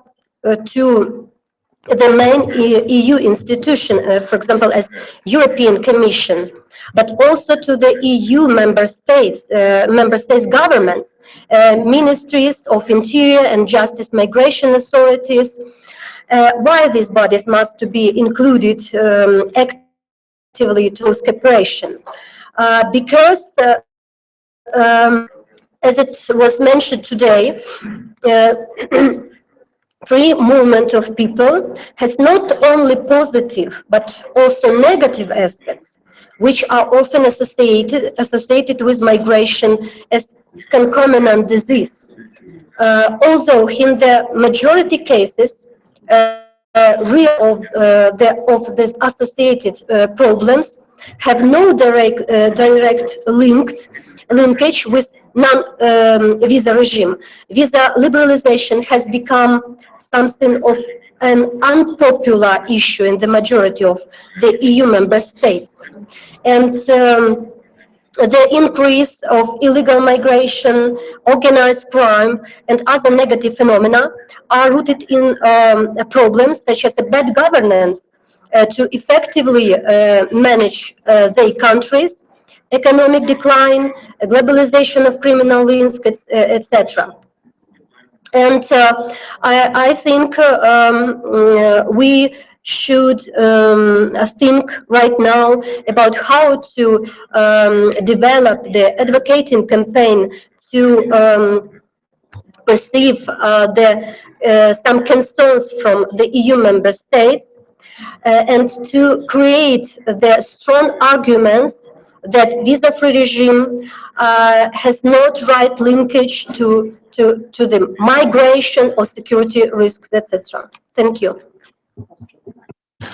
Շատ շնորհակալություն, մենք դեռ սրանք անդրադառնանք նաև հաջորդ զեկուցումից հետո Վրաստանի փորձին, բայց մինչ այդ ես հիմա մի կարևոր հարցի մասին, եթե դուք նկատեցիք, անընդհատ գնում է տարբեր հարցերում պայմանների մասին, այդ պայմաններից մեկը հակախտրականության մասին օրենքի ընդունումներ, որը ես ուզում եմ հիշեցնել լսարանին, որ չգրված թերևս պարտավորություններից էր Եվրոմիություն Հայաստան ասոցիացման պայմանագրի այդ գործընթացի ժամանակ եւ մարդու իրավունքների պաշտպանի գրասենյակը այն ժամանակ նախագիծ էր մշակել 13 թվականի սեպտեմբերի 3-ից հետո ինչպես շատ այլ նախագծեր փակվեցին այդ մոռացության մատնվեց խտրականության բացառման մասին օրենքը այժմ կարծես ինչ որ գործընթացներ այդ ուղղությամբ գնում են եւ հիմա այդ կապակցությամբ ես ձայնը տալիս եմ կանանց աջակցման կենտրոնի գործադիրներին Մարո Մաթոսյանին որ կներկայացնի գենդերային հավասարություն եւ հակախտրականությունը որպես Եվրոմիության բյուջետային աջակցության պայմաններ զեկույցը խնդրեմ Տիկին Մաթոսյան Շնորհակալություն Ավետիք ես ուզում եմ շարունակել խոսքերը որ այստեղ հնչված են հատկապես սակունցին մեր մասնակցության մասին խոսել եւ մեր բարտավորությունները միջազգային կոնվենցիաները որ մենք ստորագրել ենք որովհետեւ ինձ ասել են որ շատ արագ պետք է խոսեմ թույլ տվեք որ ես իմ ելույթս անգլերենով լինի Civil society defending women's and LGBT rights has come a long way since 1991 Declaration of Independence of Armenia. We started with isolated research papers in the 90s when unlike other Eastern Bloc countries, we did not have a feminist movement base. We then accumulated experience, we developed capacity with a lot of help from OSF, thank you. We gathered support and volunteers, we offered a safe space for people who had no place to go. We brought the gender discourse to a professional level, we became vocal, we protested, we united, we were attacked, we were demeaned. We are always running on empty with limited financial and human resources, but we're still standing to give voice to women and LGBT who have been silenced and oppressed in our society. It is not easy since gender topics were not even heard of or dealt with in years of pre-independence. Gender equality was an unheard term, so we deal with a lot of ignorance, backlash, and resistance. Yet we have come a long way. In the past, there was outright denial of gender discrimination and abuses of human rights. Now we have moved a bit forward, and that was all thanks to women's rights organizations who pushed forward day after day and year after year. We might not have a women's movement in Armenia, and LGBT is discriminated and hated, but we are at an important crossroad when civil society has European Union as a partner that supports and speaks out for European values. We are at the crossroad because not only we have important international conventions Armenia ratified, but we also pushed for UPR and CEDAW obligations, which Armenia approved. And also because for the first time, European Council in Armenia has also placed gender issues on their 4-year plan. It is a crossroad which can see that domestic violence law will be adopted in Armenia and that shelters for victims of abuse will be opened, which hopefully can give way to severe punishment for violence against women and LGBT protection, punishment for gender discrimination, and encourage the state for a public discourse that is tolerant and inclusive. European Union can be a turning point to so many issues because it brings the financial incentive necessary to implement long-lasting change in Armenia that the national action plan, that Armenia's national action plan did not do to lack of funding and political will. But there is one caveat. Civil society must be involved. In an extraordinary 40-year study, 40-year global study by University of New Mexico and Purdue University, it was pointed out that policy development occurs when there is feminist mobilization in civil society and not due to political parties or women in government or economic factors like national wealth. It is the autonomous movements that produce an enduring impact on violence against women policy through institutionalization of feminist ideas in international norms. Therefore, we must make civil society work together with the government bodies. We have the know-how of the problems, we are knowledgeable of the issues, we have been trained, and we have the empathy for abused women and other minorities in Armenia. Not some bureaucrat sitting at his or her desk creating laws with no understanding of the problem, no experience with, in the field. We have the Coalition to Stop Violence Against Women in Armenia, which brought huge awareness of the problem and pushes for reform, which has seen success. Together, we can share our experiences and knowledge to combat abuse of human rights when it comes to gender issues. In a country where the laws stay on paper but not in practice, in a country where there is no monitoring and evaluation of practice, it is of utmost importance that true and active civil society, not the gongos, work in tandem and in collaboration with state bodies. It is a simple condition that EU can easily enforce. EU can also request a state program for promotion of gender equality to the public through the media. NGOs now have the capacity and know how to provide policies and institutional change. For the first time, a domestic violence case was presented to the European Court of Human Rights. We formed coalitions, both national and regional, as well as provided comprehensive shadow and alternative reports for UPR and CEDAW. International organizations working only with the state has not proved to be as efficient. EU has a strong partner in the existing non-governmental civil society, so use us. It is also the practice in US and European Union for government subsidies for existing women organizations running domestic violence shelter based on international standards. A successful precedent has already been established in Armenia, as the government already subsidizes for trafficking shelter, so it can be done for domestic violence shelters, and it will be so much more financially efficient. Since I was asked to give recommendations for the European Union budget, I would like to suggest a few points. That the European Union, together with the government, open shelters in the regions with monitoring for women's NGOs. subsidize existing shelters, often shelter for LGBT who are abused and thrown out of their families, professional training for service providers as well as the legal sector, police and social workers on techniques on how to address and assist victims with evaluation and certificates of proper completion. This curriculum must also be introduced at university level. Domestic violence law should be based on Istanbul Convention standards, and for that, a working group of specialists must be created, including the NGOs in the field. Develops applicable standard operating procedures and mechanisms for government integrated services, which will translate into government orders.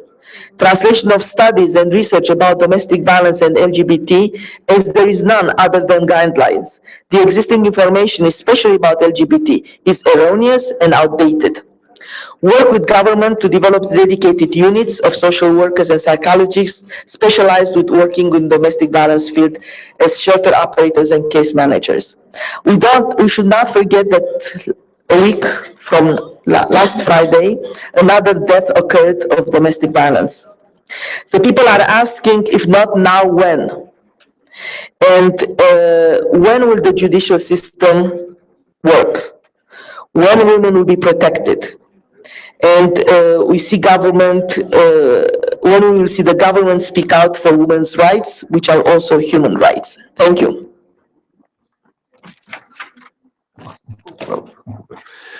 Շատ շնորհակալություն։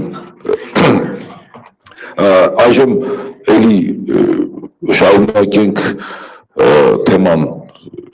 ազատականացման վիզաների, այժմ տեսնենք մեր հարևանի փորձը, Վրաստանի փորձը, եւ գուցե Վրաստանի փորձը մեզ համար շատ հետաքրքիր կլինի, Վրաստանի միջոցով մենք էլ կգնանք դեպի Եվրոպա։ Եվ հիմա այս ձայնը տալիս եմ նորարարությունների բարեփոխումների կենտրոն միգրացիայի ծրագրի ղեկավար տնօրեն ՆԱՏՕ Գագնիցեին Թբիլիսիից, որ կներկայացնի վրացական փորձը բարեփոխումները մուտքի ակնագրի շուրջ երկխոսության համար եւ մուտքի ակնագրերից ազատված լինելու հիմնական խոչընդոտները։ Խնդրեմ։ Thank you. First of all, good afternoon. Already afternoon. Good afternoon, dear participants. As it was mentioned, I'm Nato Gagnidze. I'm founder and the director of the Georgian Civil Society Organization Innovations and Reform Center, IRC. The main direction of IRC's work in Georgia, the migrations. This is our main portfolio. And IRC studies the existing situation in the field of migration, supports the development of legal and institutional mechanisms, and supports ways of public awareness on migration issues, as well as on threats of illegal migration, and monitors of implementation of international treaties, including the treaties related with the dialogue with the EU. I'm not always was a civil society organization's representative. I worked for the Ministry of Justice of Georgia in the past. So I think that I can share with you my experience from the government point of view at the time, because I was participating in the reforms conducting towards visa liberalization process in Georgia, and as well as from the point of view of civil society organization, where the civil society involvement of civil society organizations and civil society itself is important for the implementation of reforms and for reach the goals which the country may have in terms of visa liberalization process. So, as you all may know, Georgia is now looking with Ukraine is now looking for the visa-free regime, and according to the EU officials, September appears the earliest date to EU governments and EU Parliament to when they could sign off the agreements with our countries. Georgia had successfully carried out all the visa liberalization action plan requirement, and the EU support was essential on this way. And all the crucial reforms, key crucial reforms, was carried out by the support of European Commission in the way of European integration. In the beginning, actually, in 2008, I will go a little bit in the history, in 2008, there was absolutely no signs from the EU of opening the visa dialogue. I don't talking about the LAP at all. Even to open the visa dialogue with Georgia. Because of the difficulties, related to the migration, including illegal migration of our citizens, and it seemed like politically not feasible to negotiate on visa liberalization with new countries for you. But prior to the fact to present the VLAP to Georgia, Georgia has made significant progress in terms of undertaking the reforms proactively. We started to conduct the reforms proactively and we're taking into consideration the benchmarks, the main topics and main activities defined in the visa liberalization action plan of other countries. For example, for us, it was Moldova. And for example, this is a document security. The reforms in terms of document security and document identification system in Georgia started in 2004. Accordingly, for the moment when the LAP was presented to Georgia, I can say that Georgia was more than ready to accept it because he's proactively conducted activities in the spheres which were directly related with the visa liberalization process. Agreement on visa facilitation and agreement on readmission with Georgia was signed in June 2010. This agreement entered in force in March 2011, and I can say that for Georgia, effective implementation of readmission agreement, I want to underline, the readmission agreement was a significant precondition for the visa dialogue with you. After the entry into force of these agreements, taking into considerations, as I have already mentioned, Moldova's action plan, Georgia started preparation process for conducting the reforms to the relevant spheres and proactively provided information to the EU about already implemented as well as planned activities and changes. We use so-called non-paper system, and these non-papers, the first non-paper was sent in May 2011, and these kind of non-papers were sent regularly to the EU Commission by the Ministry of Foreign Affairs of Georgia. This non-paper, when we sent the first non-paper in 2011, this was followed by the meetings. This was the interagency working group meeting, which was held in Brussels. And during this meeting, EU Commission was provided with the information on the conducted and already ongoing activities and reforms in the spheres related with liberalization of the visa regime. It was document security, migration, fights against crime, against discrimination, etc. As well as they were informed as well about the planned activities. And this meeting itself followed by another meeting where the representatives of Georgian government had possibility to present the detailed information about the existing situation and achieved progress to the EU member states. On 1st June 2012, the visa dialogue was opened to Georgia, and in September of the same year, the expert mission arrived in Georgia for preparation of action plan. LAP was given to Georgia in February 2013. According to the WAP, a series of legislative and institutional reports have been carried out in the following areas. This is document security, this is a border management, migration management, asylum, public order and security, fight against organized crime, corruption, trafficking, money laundering, drugs, judicial and law enforcement cooperation, personal data protection, protection of human rights, including minority rights. Part of the reforms included creation and migration issues of Georgia and implementation of the migration strategy and action plan. I want to make some link with the topics raised by Irina Suchko about the platform. You know, this migration commission actually served in Georgia as a platform of cooperation between the government, international and non-governmental organizations. And the organization I'm presented here, Innovations and Reform Center, is a member with a consulting status of this commission, together with the other non-governmental organizations working in the sphere of migration, human rights. And actually we are a part of the decision-making process, and we are involved and cooperate with the government in all the, we are and are cooperating with the government in all the reforms, activities, changes conducted in the sphere.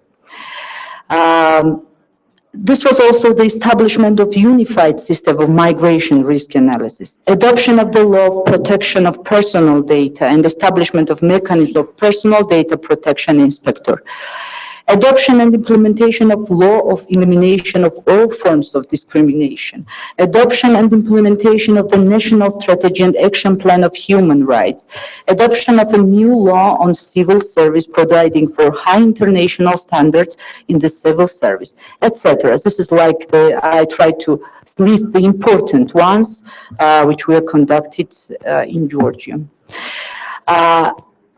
I want to touch the civil society's role and need of involvement in the process of reforms, decision-making by the government. I can say that Georgia, actually, I'm very proud. Georgia was, Georgia is very good example of productive cooperation between the government and non-government organizations, between the government and civil society organization. Our organization, for example, Innovations and Reform Center, conducted the special project funded by EU delegation in Georgia, which was about the monitoring on visa facilitation and readmission agreement. And actually, at the moment, our organization and this initiative was funded because the civil society organization was independent part of the process. Yes, there was no, from the one side it was the government, from the other side of this agreement was EU delegation, consulates of EU member states, and we as a independent player, we initiated this project and get the EU funds to implement monitoring of these agreements. If you wish, this monitoring report is available on our webpage, and I can, with the help of Stefan, I can provide detailed information about this. And yes, Migration Commission, I have already mentioned. We are part and participant of all the meetings conducted by the Migration Commission, and partnership between the CSOs and government, civil society and government, it's like on horizontal level, it's like a partnership. We have a memorandum signed with the government bodies on the implementation of different projects, on different initiatives. And one of the main and key issue I want to take in your, I want to take your attention on it. This is the awareness raising of population. I don't know how it is in Armenia, but in Georgia actually, when the visa dialogue process started, population were not aware and ready for this agreement. Their expectations were different from what it is really is. And in these terms, the role of civil society organization is extremely important. And all the information campaigns, education campaigns, not only broadly with the population, but with the professional groups, with the community leaders, is very important for awareness of civil society and the population, what kind of expectations they have, to bring a little bit closer to the reality and to give them explanations, clarifications, what this, I don't know, visa facilitation or visa readmission agreement really means, or what the visa liberalization process or association agreement really brings to them, because this is what they are interested in. I can say that even at this stage, the big part of our population does not aware about a lot of provisions and a lot of about the real content of the agreements Georgia government signed with the European Union. So this is the issue we are still working in Georgia, and this is very important because, you know, this is all for the population of our country. Yes, millions of people visa-free in order to move to cross the border and expect some economical, maybe social benefits. And I think that this is where the civil society have really contribute and have really play a role of partner for government. And what else? Actually, yes, there is a lot of things I can say that, and plus I have to mention, you know, besides the fact that I was some in the past, the government official, and now I'm now in the civil society organizations, I always have a feeling that civil society organizations have closer to the population. Yes, they have a direct contact with them, and especially with the beneficiaries of their projects, programs they implemented. So their expertise is really significant and important when the government is making decision. Sometimes the higher officials or the officials of state institutions, they are not coming from their offices and talk with the population. So this is like, how to say, this is a middle, как это сказать, middle, mediator between the government and civil society. So I think that I took a lot of time, but I think that I tried to took your attention on the main things based on the experience in Georgia. Thank you. I'm just take opportunity to say thank you to the organizers of this event that I'm attending it. I'm very pleased to be here, and especially to Mr. Stefan Grigorian, because without his support,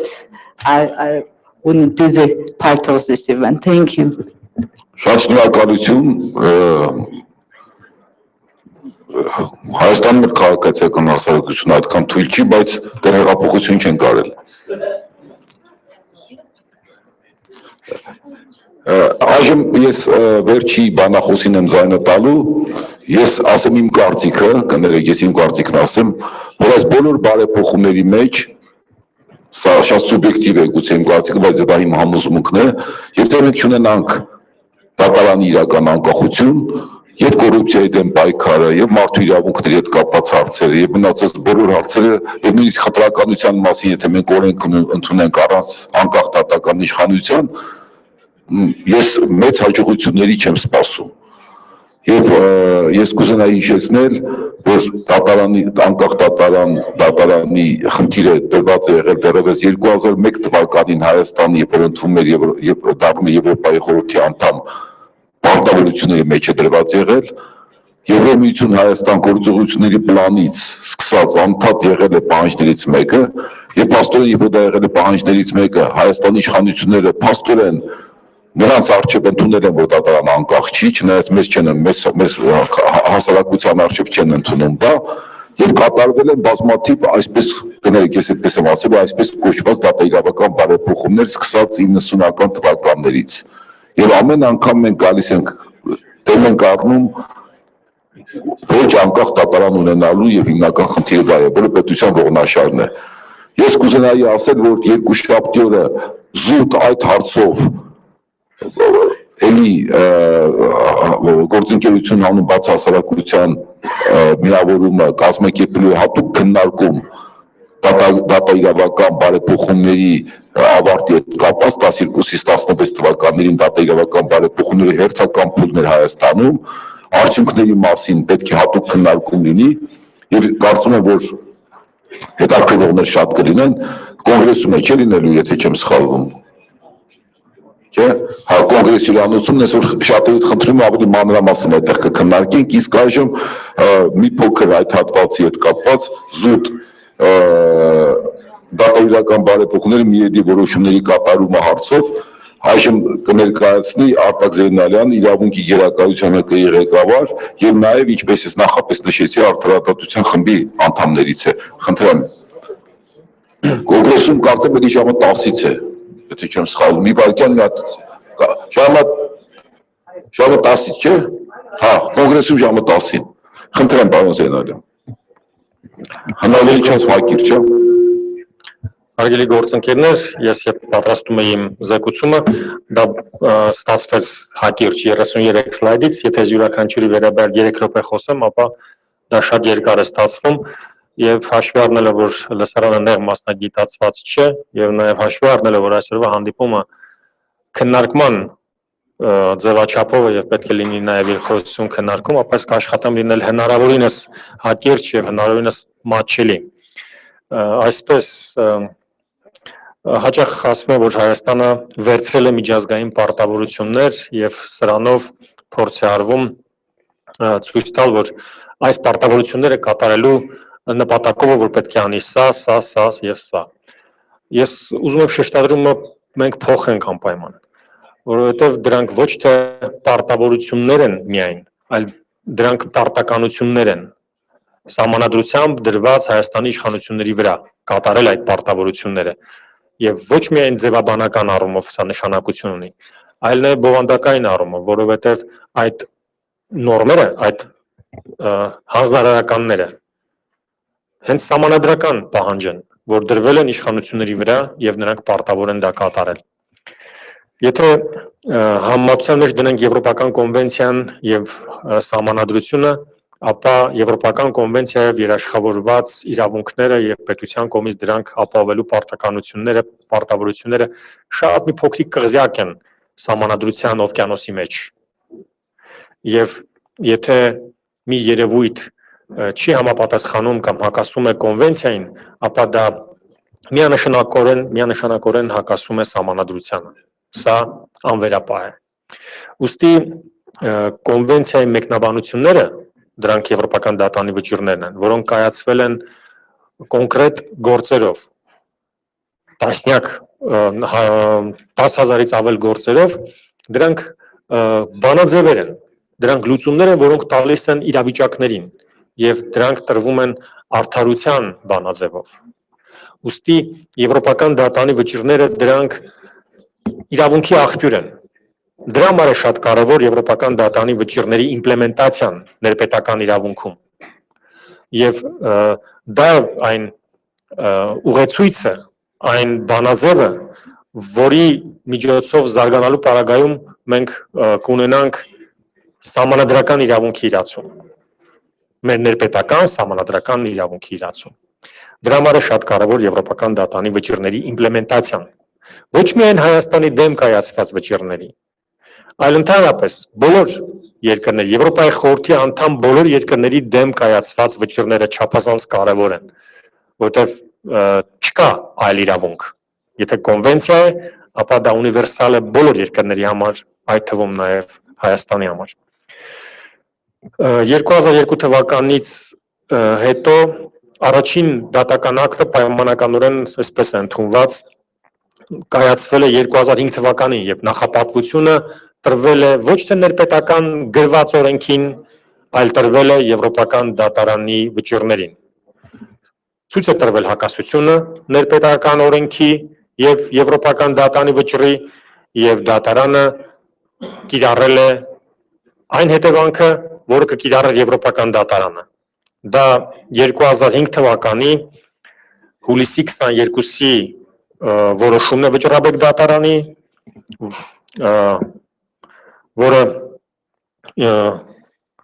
Վանիկ Սոլարչովցյանի գործով է կայացվել, նրան 5-օրյա վարչական կալանքի էին դատապարտել եւ դատարանը ուղղակիորեն ասաց, որ այդ 5-օրյա վարչական կալանքը անկախ նրանից, որ ներպետական օրենսդրությամբ դա ուղղակի վարչական կալանք է, դա իր բովանդակությամբ, իր էությամբ դա քրեական հետապնդում է։ Մարդը ենթարկվել է քրեական պատասխանատվության, քանի որ դա շատ խիստ է եղել եւ պետք է ապահովացնի այն բոլոր երաշխիքները, որոնք նախատեսում է քրեական հետապնդումը։ Սա 2005 թվականն էր։ Եվ այս դրան հաջորդած 10 տարիների ընթացքում տեսնենք վերջին, ասենք 2 տարվա ընթացքում որքան է կիրառվում Եվրոպական դատարանի նախադեպը Հայաստանի ներպետական դատական ակտերում։ Հելսինկյան ասամբլեայի Վանաձորի գրասենյակի կողմից իրականացված հետազոտությանը պիտի հղում կատարեմ, շնորհակալություն դրա համար նրանց։ 2013-ից 15 թվականների ընթացքում վճռաբեկ դատարանի քաղաքացիական եւ վարչական պալատը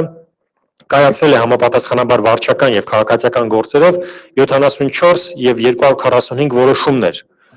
որոնցից համապատասխանաբար 50-ում եւ 125-ում ուղղակիորեն վկայակոչված է Եվրոպական դատարանի նախադեպը եւ կոնվենցիան։ 10 տարիների ընթացքում հասել ենք նրան, որ վերջին 2 տարիների ընթացքում այսպիսի կիրառություն կա Եվրոպական դատարանի նախադեպերի։ Իսկ քրեական պալատը այդ ընթացքում կայացրել է 154 որոշում, որոնցից 46-ը ուղղակիորեն հղում կատարում այս որոշումներին։ Հիմա Եվրոպական դատարանի այն վճիռների կատարման մասին մի փոքր, որոնք կայացված են Հայաստանի դեմ։ Այստեղ իրավիճակը, որպեսզի շատ չմանրամասնեմ, ասեմ, որ 2007 թվականից մինչև 2016 թվականը միայն սահմանադրական դատարանը այս ոլորտում կայացրել է ավելի քան 15 որոշում եւ փորձել է կարգավորել այս հարաբերությունները։ Այստեղ մշտապես աստորեն եռում է կոնֆլիկտը։ Մշտապես այստեղ կոնֆլիկտ կա եւ հանգեցրել է 15 որոշումների կայացման։ Վերջինը իդեպ կայացրել է 3 առաջ օրը եւ դրա մեջ շատ կարևոր է նաեւ հետեւյալ որոշումներից մեկը, որ Եվրոպայի խորհրդի անդամ երկրներում իր նախադեպը չունի։ Ի վերջո, վերջին որոշումներից մեկում սահմանադրական դատարանը ուղղակի իմպերատիվ ասել է հետեւյալը, որ դատական ակտերի վերանայումը անխուսափելիորեն պետք է փաստի ուժով հանգեցնի կոնվենցիոն իրավունքի խախտում թույլ տված դատական ակտի բեկանմանը։ Այսինքն, երբ որ process-ը ներպետական դատարաններով անցել է եւ դատարանները չեն արձանագրել կոնվենցիայի խախտում, իրենք թույլ են տվել կոնվենցիայի խախտում։ Եվ եթե կա Եվրոպական դատարանի վճիռ, փաստը միայն Եվրոպական դատարանի վճռի առկայության փաստը միայն բավարար է, որպեսզի այդ դատական ակտը բեկանվի։ Սա ներպետական իրավունքի աղբյուր է, սահմանադրական դատարանի որոշում։ Եվ մի շատ ուշագրավ դիտարկում։ Թվարկված բոլոր գործերով, այդ 15 գործերը, որոնք ասացի ես, նախաձեռնվել են անհատական գանգատների հիման վրա, քաղաքացիական հասարակության ներկայացուցիչների կողմից։ Սրա լոկոմոտիվը քաղաքացիական հասարակությունն է, այս բոլոր փոփոխությունների եւ ոչ թե ասենք падգամավորների կամ ասենք մարդու իրավունքների պաշտպանի կողմից կամ ասենք նախագահի կողմից։ Այստեղ իհարկե կարող է հարց առաջանալ, այդ դեպքում Հայաստանում իշխանությունը ով է։ Հիմա փորձենք տեսնենք, թե դա այդ գործնականում ինչպիսի ազդեցություն ու հետևանքներ ունի։ Պետք է աշխատեմ շատ կարճ լինել, որպեսզի նաև հարցերին ժամանակ մնա։ 68 վճիռ է եղել Հայաստանի դեմ այս ընթացքում, որոնցից 95%-ի դեպքերում արձանագրվել է խախտում։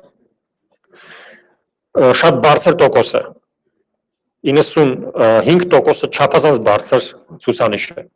Եվ ասեմ նաև, որ այս պայդրությամբ Հայաստանի դեմ կոմունիկացված է 70 գործ։ Սա նշանակում է, որ այս 70 գործից մոտավորապես պետք է ակնկալենք, որ 95% դեպքերում արձանագրվելու է խախտում։ Իսկ ինչպիսի գործեր են կոմունիկացվել։ Արդյոք դրանք կրկնում են այն գործերը, որոնք արդեն Հայաստանը պարտվել է։ Պիտի ասեմ այո, կրկնում եմ։ Կրկնում են այս գործերը, որոնցով Հայաստանը պարտվել է։ Շատ բարձր է ցուցանիշը անձնական ազատության եւ անձեռնմխելիության իրավունքի պարագայում 5-րդ հոդվածի մասով կոնվենցիայի, որտեղ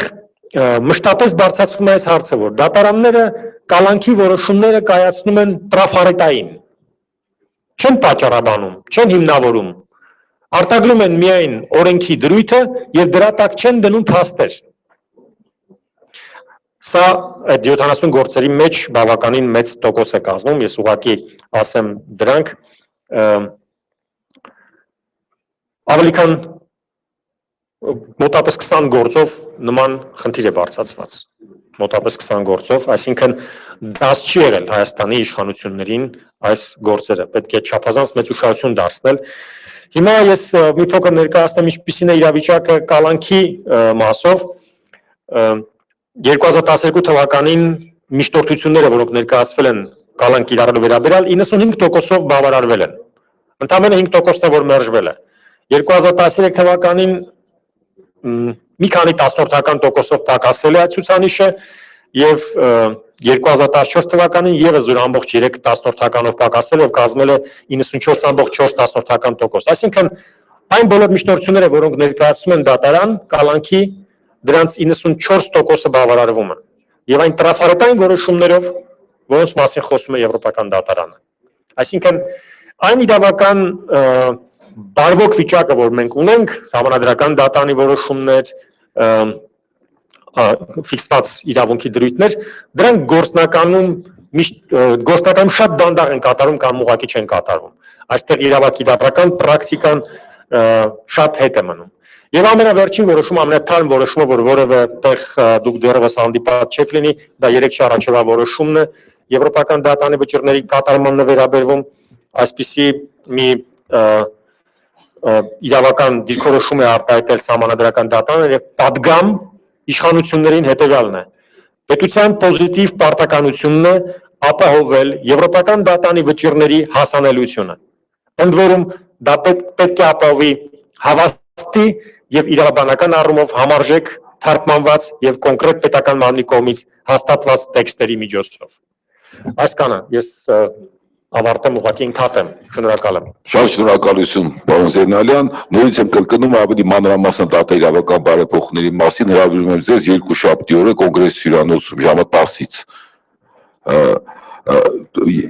Մի վայրկյան։ Տեսակ իմ հմուտ ղեկավարության վարման շնորհիվ կարողացանք ժամանակին տեղավորվել։ Հիմա խնդրեմ հարցեր։ 1, 2, 3, առայժմ ես 3 հարցը հետո, լավ 4 հետո կշարունակի, խնդրեմ։ Իմ հարցս ես Շողիկ Ամիրխանյան կանանց քրիստոնյա Եք ուղղելու հարցն այլ բաներ կան։ Հա, ուղղում եմ հարցս պարոն Անատոլի Սվիտալսկուն, սակայն բայց կարող եմ միջնորդ ընտրել ձեզ պարոն Իշխանյան, որպեսզի դա ձայն հանրած, ոնց են ասա, հանրած հասնի, ինչը գրև։ Շատ լավ։ Եթե մենք այսօր խոսում ենք ինտեգրացիայի խնդիրներ առ Եվրոմիություն եւ սա Եվրոմիությունը ընկալում ենք որպես մի անհասանելի աշտարակ, որտեղ մենք պիտի գնանք եւ աշտարակի վերևից մեզ ասում են ձեզ լավ պահեք, օղվեք, խելոքացեք, մինչեւ չխելոքանաք, մենք դուք չեք հասնի գագաթին։ Սակայն իսկ մենք պիտի մտածենք, իսկ ինչի ենք մեզ ճղում ու գնում դեպի դա բարձունքները հաղթահարելու։ Մենք ուրիշ խնդիրներ չունենք ներսում։ Եկեք այսպես ասենք, ես դեմ չեմ։ Ես ինքս քաղաքակիրթ մարդ եմ եւ կարծում եմ մեր ազգը իր ամբողջ պատմական կեցվածքով եղել է միշտ եվրոպական, այսինքն համամարտկային քրիստոնեական արժեքների գրող։ Սակայն ինչ հանգամանքների ժամանակները փոխվեցին եւ դրա համար կներեք, քանի երկար ստացեց, հիմա կարճ կկտրեմ։ Քանի որ փոխվեցին եւ կոռուպցիան եւ ամեն ինչ մտավ մեր խառնեց, խախտեց եւ այլը մեր հոգեբանությունը ուզում ենք այդ արարատից ոչ թե արարատից անջատվել։ Կարող եք ձեր հարցումը տալ, հարցումը ինչ է։ Շատ լավ, Տիկին Մաթոսյան, ամբողջ հարգանքով ձեր նկատմամբ ես իմ հարցը ավելի եմ գնահատում, ավելի բարձր, քան թե ձեր դրված բոլոր հարցադրումները կանանց։ Լավ, խնդրում բանավեճի չվերացեք, խնդրում հարցը ասեք, հարցը։ Եվ թույլ տվեք ես հասնեմ իմ հարցի կարևորության, որովհետև այս պահին մեր երկիրը, ինչպես գիտենք, կանգնած է պատերազմի ամենօրյա բանի տակ։ Կներեք մի բան խնդրում եմ ուղղակի։ Հարցը ոչ թե ելույթներ, ուղղակի մենք ելույթների ժամանակ չունենք։ Պիտի հասկանալի դառնա։ Ես ուզում եմ իմանամ, մեր դժվարությունը նրա մեջ է, որ մինչև հիմա Ղարաբաղի ինքնուրույնությունը անկախություն չի ընդունված։ Եվ ինչ է մեզ խոստանում Եվրոպան։ Այս ուղղությամբ ինչի կարելի է Կոսովոյի համար անել բացառություն, իսկ 25 տարի ինքնուրույն դեմոկրատական ճանապարհին կանգնած Ղարաբաղի հանրապետությունը չի կարող ստանալ իր արժեքավորումը եւ Եվրոպան իր բարձր ցուցանիշներով մարդկային համամարտկային չի կարողանում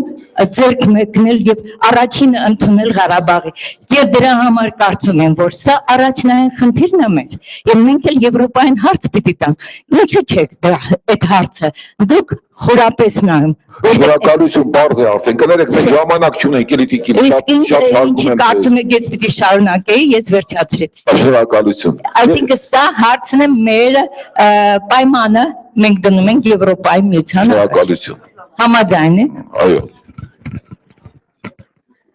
Ընտրեմ հարց, ելույթներ չլինեն, հա։ Շնորհակալություն բոլոր բանախոսներին, շատ հետաքրքիր է վիզայի հարցը, բայց իմ հարցը կլի կոռուպցիայի եւ եվրոպական դատարանի վճռի հետ կապված։ Եթե Վրաստանի, Ուկրաինայի ներկայացուցիչները կարող են իրենց փորձով դա հարցի պատասխանել, ապա շնորհակալ կլինենք։ Պարոն Օկտանյան, ինչքան գիտեմ, ձեր կազմակերպությունը հրաժարվեց մասնակցել ստեղծված կոռուպցիոն հանձնաժողովին։ Ինչու՞ն է պատճառը, եթե այդպես է։ Կրկնեք Ճիշտ է, Արցախի դեմ պայքարի հանձնաժողովը ձևավորված է Հայաստանի Հանրապետության սահմանադրության 65 եւ 88 հոդվածները խախտող անձանց կողմից, որոնք որ ղեկավարում են կոռուպցիոն համակարգը Հայաստանի Հանրապետությունում։ Եվ հարցը հաջորդ. Ճիշտ է քննարկում արդյոք դոնոր հանրության այն պրակտիկան, որ այդ հանձնաժողովին է տալիս Դոնոր աջակցության միջոցները, որպեսզի իրանք պայքարեն կոռուպցիայի դեմ։ Հարցս Զինվորյանին։ Դուք նշեցիք, որ մարդու իրավունքների միջազգային դատարանի որոշումների 95%-ում մենք պարտվում ենք։ Եվ այդպես պիտի շարունակենք։ Չեք կարծում արդյոք այդ պարտության պայմաններից է հիմքերից է այն հանգամանքը, որ Պարտության արդյունքներում այն հսկայական միջոցները, որ պետք է փոխհատուցի Հայաստանի Հանրապետության կառավարությունը, իրականացում է պետական բյուջեի միջոցների հաշվին։ Ժամանակը չէ արդյոք այնպիսի իրավական նորմ ընդունել, որ ինչպես սովորական Հայաստանի Հանրապետության քաղաքացիները իրենց օրինախախտումների համար պատասխանատվություն կրում անմիջապես իրենց գրպանից կամ իրենց միջոցներով, այդ նույն օրինախախտ դատական համակարգի ներկայացուցիչները, ինչու՞ չէ նաև կառավարության ներկայացուցիչները իրենց անմիջական միջոցների հաշվին դա կատարեն փոխհատուցումը։ Մի հարց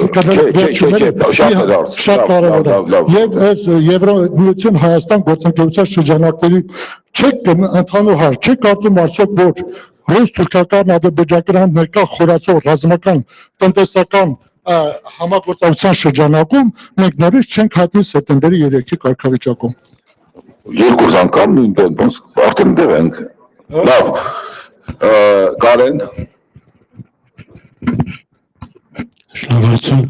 Կարեն Չիլինգարյան, սպառողների խորհրդատվության կենտրոն ՀԿ-նախագահ։ Պարոն Օկտանյան, դուք նշեցիք արաբական երկրների այդ վիճակը, որովհետև իրականացավ այս խառնաշփոթությունը այն պատճառով, որ նրանք բռնապետական պետություններ էին, մինչդեռ գիտենք, որ տարիներ առաջ, երբ իրանցումը չէր եղել եւ բռնապետները իրենց պոստին էին, այդ երկրները ծաղկում էին, բայց հենց եղավ այդ միջամտությունը արտաքին աշխարհից, այդ երկրները այս վիճակում են հայտնել, այսինքն քանդվել են։ Եթե դուք ընդունում եք, որ միայն իրենց մեղքն էր դա, այդ բռնապետը, որովհետև հազարամյակներ կազմավորված այդ պետությունները, արաբական աշխարհը, դա այն աշխարհն է, որը ընտրել է այդ ձևը իրենց աշխարհաքաղաքական եւ կողքից միջամտությունը թելադրել է, ասենք, եվրոպական կամ արևմտյան մոտեցումը, երևի դա ավելի ազդեց նրան, որ բերեց նրան, որ այդ երկրները քանդվեցին եւ բացի դրանից առաջացան այդ փախստականները, որոնք ներխուժեցին Եվրոպա եւ հիմա Եվրոպան է քանդման, ոչ թե քանդման, այլ խառնված վիճակում։ Շնորհակալություն։ Շնորհակալություն դուք։ Արմենակ Մինասյան, Երևանի պետական համալսարանի եվրոպական ուսումնասիրությունների կենտրոնի փորձագետ, եթե դեմ չեք հարցս անգլերենով, Տիկին Ստեգմայերին եմ ցանկանում դիմել։ Yes, Mr. Stegmaier, I would just make a question in English in that case. So I personally definitely share your perception and all the optimism in regard to visa liberalization dialogue, which Armenia can get with the European Union. However, honestly said, and being frank, I think recently the shape of European Union is not the best one. We got the Brexit, unprecedented phenomena, I think, which nobody was waiting afar. We got huge refugee migration crisis, the influx of refugees. We got rise of Islamic threat. Furthermore, we got recently, just a week ago, NATO summit in Warsaw. There, in my personal belief, some of our Eastern Partnership colleagues, namely from Ukraine and Georgia, were kind of losers of this event there. And still, Ukraine and Georgia as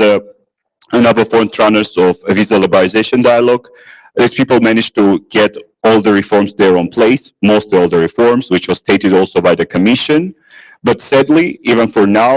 EU is not giving any type of a green light. In this context, we hear Ambassador Svitalski, High Representative Mogherini, and also people here sharing a positivism about launching visa dialogue. I would like just to hear your perception of the topic itself there, and much more interesting for me is just to hear your perception. When do you particularly see the possibility to launch this dialogue? Is really European Union ready? I know Armenia is not the biggest country, and definitely the visa dialogue with Armenia most difficult thing to have. However, how do you see the possibility? Are we really going to get this visa dialogue soon or no? And generally, your stand on the topics I mentioned. Thank you. Երկու հարց է, երեք հարց է, 4 հարց եղավ։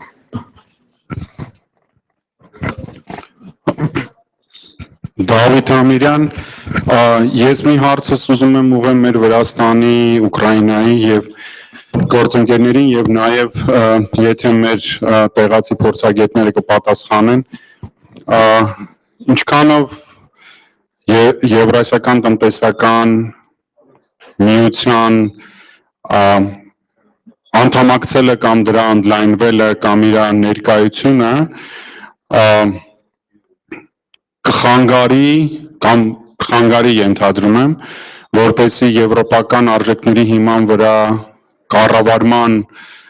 համակարգը հիմնված մոտեցումները կյանքի կոչվեն մեր երկրներում։ Դա դուք խոչընդոտ տեսնում եք, թե չէ հնարավոր է արդյոք այդ պարագայում ունենալ եվրոպական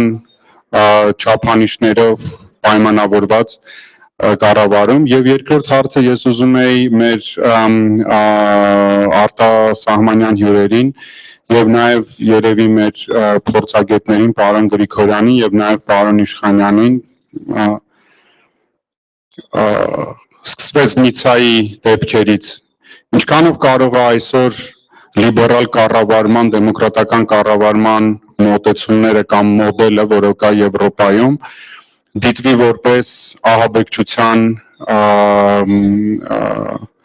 միտում եւ չի բերի արդյոք դա որպես օրինակ հակառակ ավելի ավտորիտար կառավարման հղում անելով, որ այն պարագայում մենք ավելի շատ ենք դա տեսնում, եթե մեր փորձագետները, պարոն Սարգունցը, դուք պարոն Իշխանյան, պարոն Զեյնալյան, եթե դուք դրան շատ հակիրճ անդրադառնաք, շատ շնորհակալ կլինեմ։ Շնորհակալություն, երկու հարցներ վերջացնենք։ Դուք եք հարց տալիս։ Օրիորդ, հա։ I'm Marina, I'm from Ukraine, and I also want to address my question to the speaker from Ukraine, to Mr. Rina Sushko. You talked about anti-corruption reformation and some success in civil society lobbying of this question. However, as an insider, I can see that there is more the euro reformation and the euro improvement, but not de facto. And the Transparency International Index said also that Ukraine more closely to Iran and Somalia than to European states. So what can you say about this situation and de facto improvements? And the second question was related to the non-discrimination immigration policy and the range of national-based discrimination cases during the border crossing, especially in Odessa and in Lutsk, while crossing the border from the Belarus to Ukraine. And there is Russian nationals and Caucasian nationals representatives were discriminated and were rejected to enter the territory of Ukraine. Thank you. Երկու վերջի հարցը, էլ դեռ չբարձրացնեք։ Խնդրեմ։ First of all, thank you for this opportunity and thank you for Open Society Institution. My question is also addressed to Ms. Stuggermeyer, the EU expert, concerning the visa liberalization. So we have two cases in here, the Ukrainian case and Georgian case, and it's not a secret that these countries have changed their spectrum, political spectrum, from pro-Russian to pro-European. And you've spoken about 44 conditions that are necessary for visa processing for Armenia. Do these criteria include those criteria that do not consider the quality of the states, but the quality of the policy? So should it be pro-EU politics in order to gain the visa liberalization process, or it's just solely about the case law in court, or good governance and stabilization issues? Thank you for the answer. Վերջի մստեղից էր մի հատ հարց, չի կարծում, խնդրեմ, վերջի հարցը։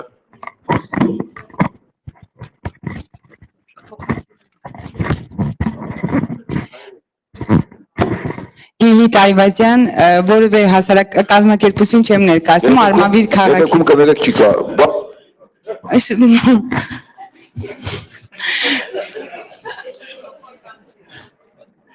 Ես հարցս կուզենայի ուղղել պարոն Զեյնալյանին, ներեցեք իրավունքի մասնագետ չեմ, բայց շատ կուզենայի իմանալ ինչ պատիժ է սպասում դատավորներին Հայաստանում, որոնց կայացրած որոշումները, վճիռները սխալ են համարվում, ինչ-որ շեղումներ ա լինում օրենքից, եւ նույնը ինչ է սպասվում եվրոպական դատավորներին, եվրոպացի։ Շնորհակալություն։ Վերջին հարցը Սեյրան։ Սեյրան Մարտիրոսյան, Սախրևի կենտրոնի Շիրայգի մասնաճյուղի ղեկավար, դա նշանակում է, որ ես եկել եմ Գյումրուց, եկել եմ 3 կեսօրին տարօրինակ ձևով աշխուժեր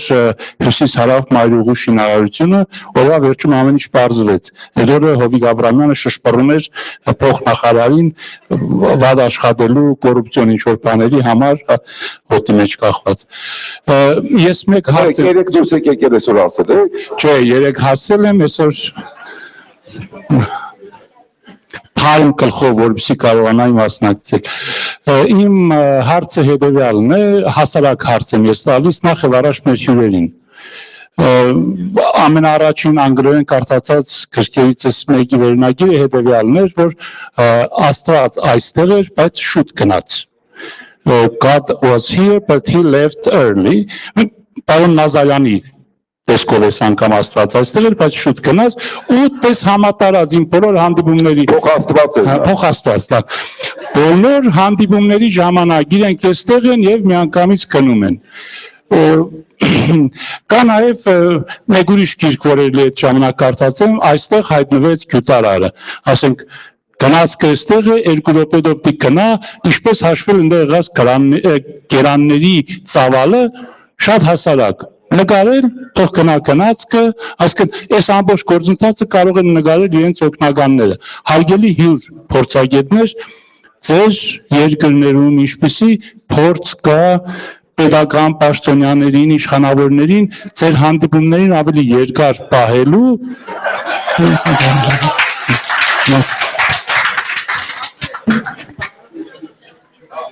Լավ, շնորհակալություն, հարցերն ավարտվեցին, ես առաջարկում եմ հետևյալը, ձախ կողմից իրենց ուղղված հարցերը պատասխանելով սկսենք, Արտակ։ Հարգելի գործընկերներ, դատավորներից մեկն է ենթարկվել այսքան ժամանակ պատասխանատվության, 25%-ով աշխատավարձը պակասացված է եղել, նվազեցված է եղել, 6 ամսով, այո։ Միշա Հարությունյանը ընդդեմ Հայաստանի գործով դատարանը արձանագրել էր, որ ճիշտ է խոշտանգել են, բայց խոշտանգել են ճշմարտությունը պարզելու նպատակով։ Ինչ բան կա, պրակտիկա կա, բավականին բարդ է այստեղ իրավիճակը։ Եթե Եվրոպական դատարան պետք է դիմես ներպետական պաշտպանության միջոցները սպառելուց հետո, նշանակում է դու անպայման անցել ես վճռաբեկ դատարանով։ Հետևաբար ստորադաս դատարանները այլևս պատասխանատու չեն այդ դատական ակտի որակի համար։ Դրա համար պատասխանատու են վճռաբեկ դատարանի դատավորները, որ վարույթ չեն ընդունել կամ հակառակը վարույթ են ընդունել, սակայն թույլ են տվել կոնվենցիոն խախտում։ Բավականին բարդ իրավիճակ է, այստեղ դատավորների անկախության հետ սրանք գտնվում են հակադիր նժարների վրա պատասխանատվության ենթարկելը։ Բայց Եվրոպական դատարանի վճիռները թողնենք մի կողմ, այստեղ ոչ մի անգամ ռեգրեսիվ հայց չի ներկայացվել։ Որևէ մեկի դեմ ռեգրեսիվ հայց չի ներկայացվել։ Ավելին Կներեք, համ Իվարկյան, ես շատ կներեք, հազար ներողություն։ Մինչև Մարոն կգնա որպես կազմակերպիչ, ես կցանկանայի ներողություն խնդրել անհարգալից վերաբերմունքի համար,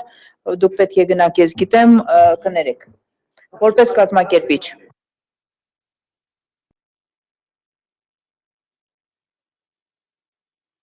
Խնդրեմ, Հայաստանում էլ նաև լինում են հատուցումներ, փոխհատուցումներ պետական մարմինների պաշտոնատար անձանց ոչ իրավաչափ գործողությունների դիմաց։ Հայաստանում անգամ չկա որևէ ռեգրեսիվ հայց։ Եվրոպական դատարանը թողնենք մի կողմ, դեռ այդպիսի ռեգրեսիվ հայց չկա, սա ուղղությունը, որը պետք է զարգացնել ստրատեգիական դատավարություններով եւ մտցնել այս պրակտիկան, որ պետական պաշտոնատար անձը անձամբ իմանա ինչ արժի իր կողմից ցույց տրված խախտումը։ Շնորհակալություն հարցերի համար, առաջինը կարծես թե ինչու հրաժարվեցինք մասնակցել կոռուպցիայի դեմ պայքարի խորհրդին։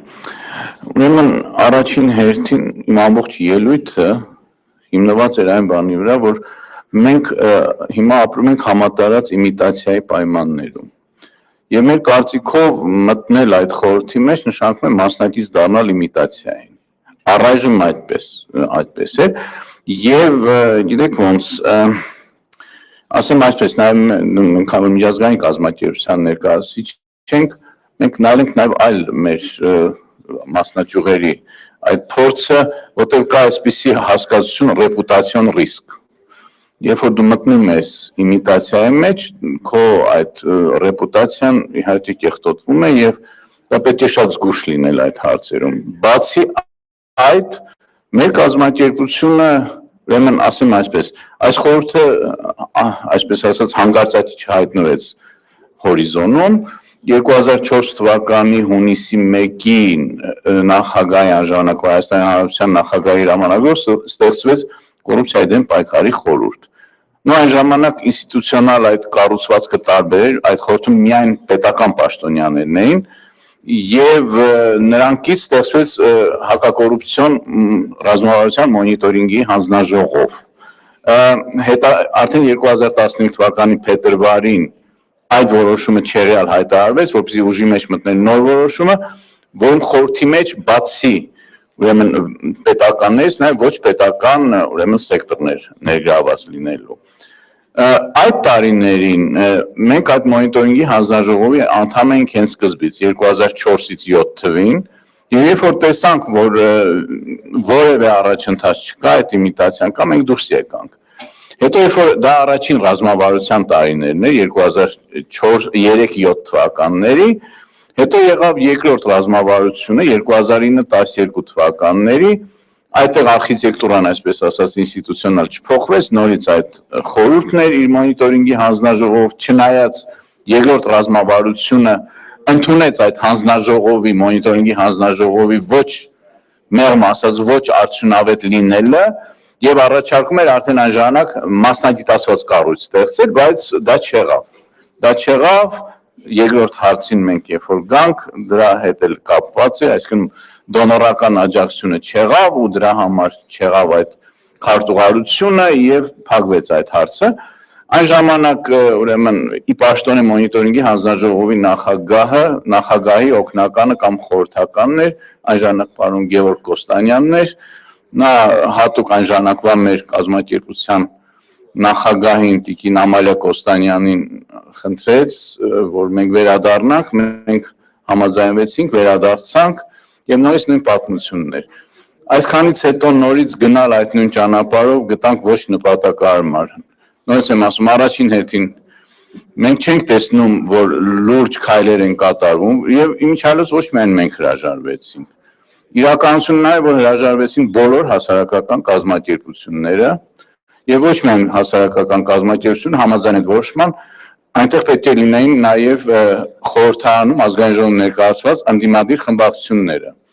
Ներկա դրությամբ ուրեմն 5 այն ժամանակ, երբ որ ստեղծվեց այդ հանձնաժողովը, 5 ընդդիմադիր խմբակցություն կար, այսպես կոչված, եւ այդ 5-ից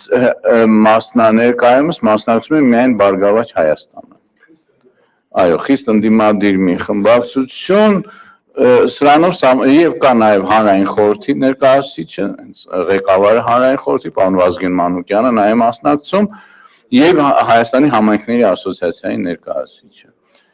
Սա է ուրեմն իրավիճակը, նորից եմ ասում, դրան մասնակցել եւ նաեւ որոշումների ընդունմանը մասնակցելը առայժմ մենք նպատակահարմար չենք գտնում։ Երկրորդ հարցը կարծես թե ճիշտ է, արդյոք որ դոնորները պետք է դա որքանով ճիշտ մոտեցում է, այդպես էր, չէ՞, ձևակերպված հարցը, ճիշտ եմ հասկացել։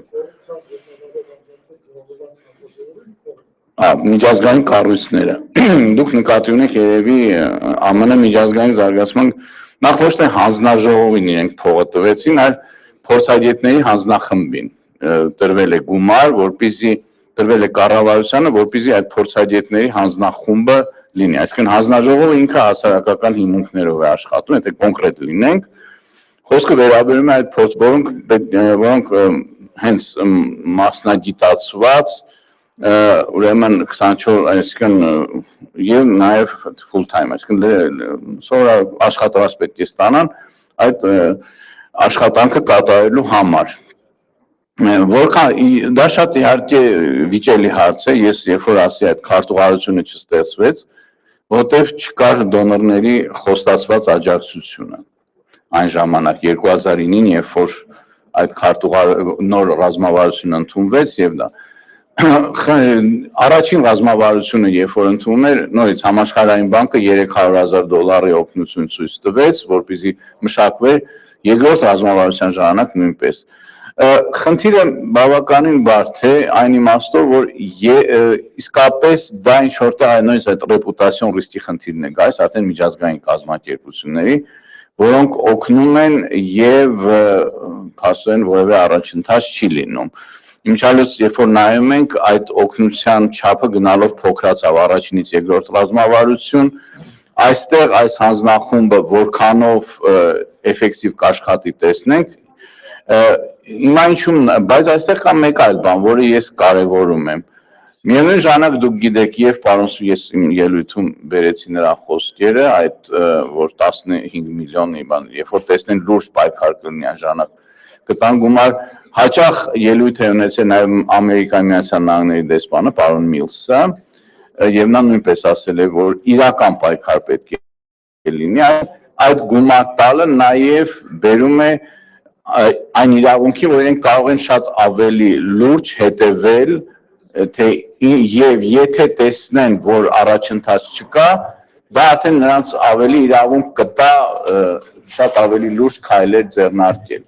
Ես այդպես եմ բացատրում իրենց այդ, ես չեմ ասում դա ճիշտ է թե սխալ, բայց կարծես թե այդ դրա շնորհիվ նրանք այդ ստանում են այդպիսի հնարավորություն։ որը նույնպես երևի ես անձամբ դրական եմ համարում, որ դա կտա այդ հնարավորությունը։ Երրորդ հարցը կարծես թե կապված միջամտություն, այո, այդ որքանով եղավ։ Ես իմ ելույթում ասացի, որ այդ խնդիրը գոյություն ուներ եւ այսինքն այդ երկրները չպայթեցին, որտեղ միջամտություն եղավ, ու առանց միջամտության չէին պայթի։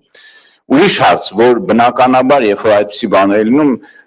աշխարհաքաղաքական շահերը մեջտեղ են գալիս, բայց դրանք չեն բերում այդ պայթյունին, բերում են ներքին լրջագույն խնդիրները։ Սա իմ համոզմունքն է։ Այն, որ այդ երկրները կոռումպացված են եւ մինչեւ արաբական գարունը, դա փաստ էր, դա ֆիքսված հստակ փաստ էր։ Եվ այն ինչ տեղի ունեցավ, նույն իսլամիստների գալը նույն Եգիպտոսում կամ Թունիսում շատ հզոր դիրքեր ունենալը ցույց է տալիս, որ այդ նոր իշխանությունները դեռ չեն գտել լուծումները adekvat, ինչպես հնարավոր լինի կառուցել ժողովրդավարություն այդպիսի ժառանգություն ունեցող երկրներում։ Սա նաև ինչ որտեղ վերաբերում է նաև Հայաստանին։ Այնպես որ սա ներքին խնդիր էր, ոչ թե արտաքին։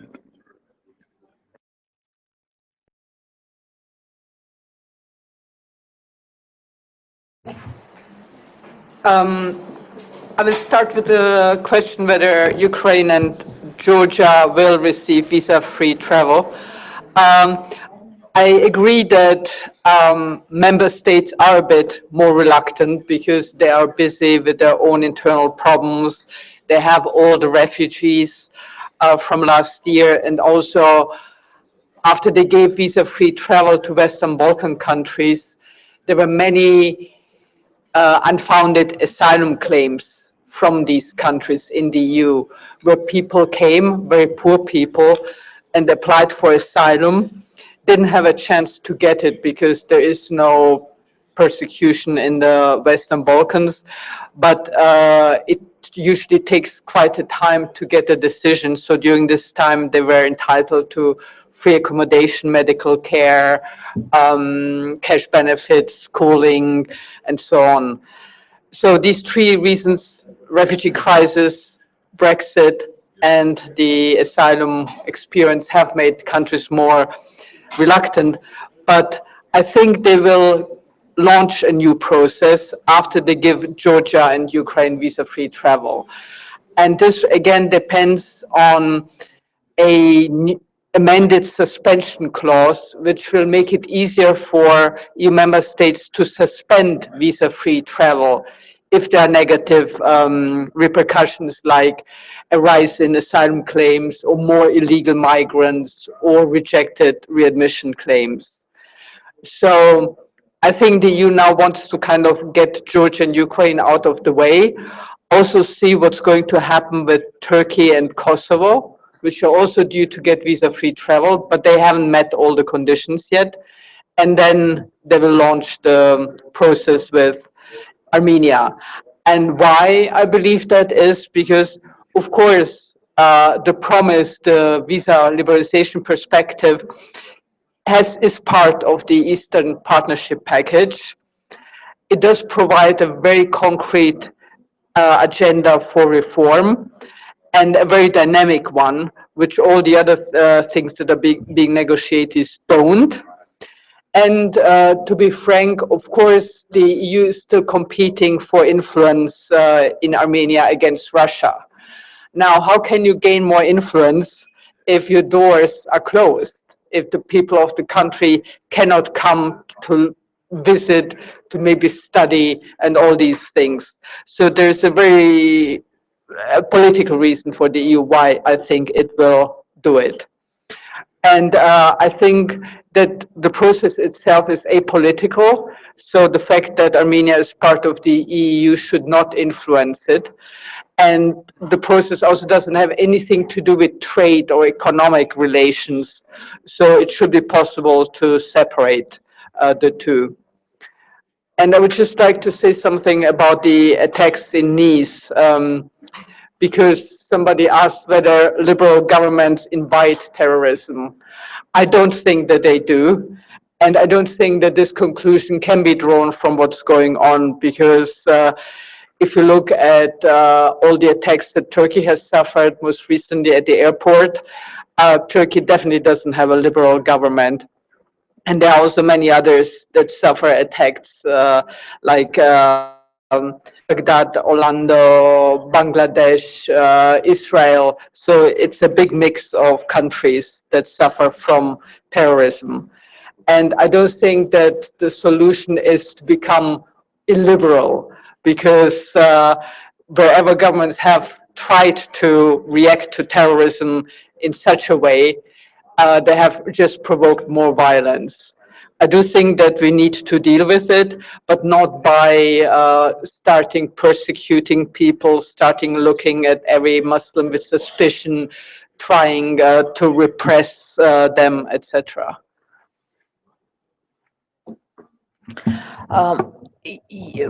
Պարոն Ավետիք Իշխանյանը պետք է գնար եւ ես կշարունակեմ վարելը, բայց մինչեւ այդ բայց վերջում երևի երբ որ բոլորը խոսեն, նաև կցանկանամ, չնայած ինձ ուղղակի հարց չի տրվել, անդրադառնալ հարցերից երկուսին։ Прошу.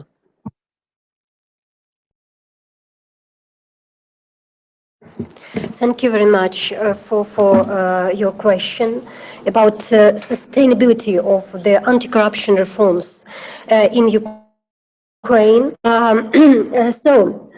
I need to say that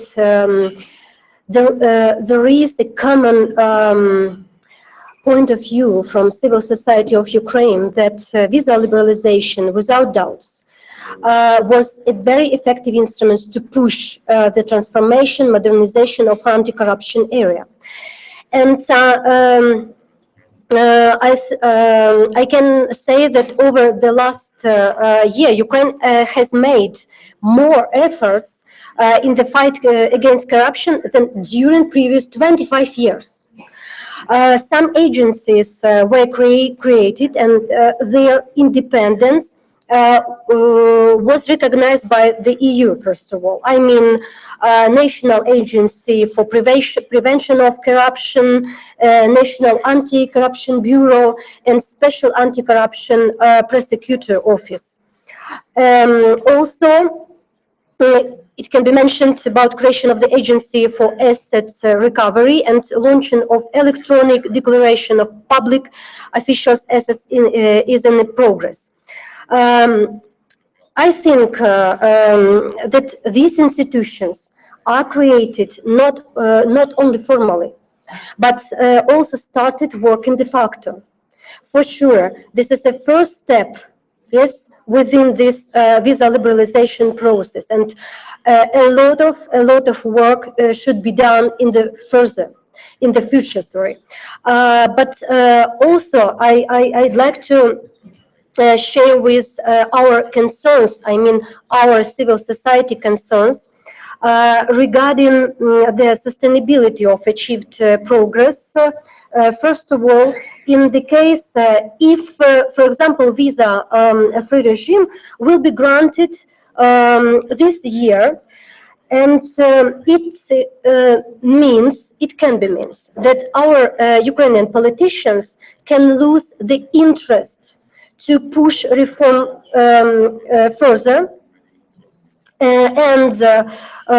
we think also that if visa-free regime can be delayed,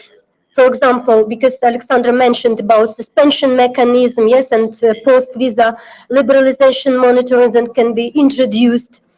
So some politicians in Ukraine would take advantage of EU inconsistent to curtain some anti-corruption reforms. Yes, that's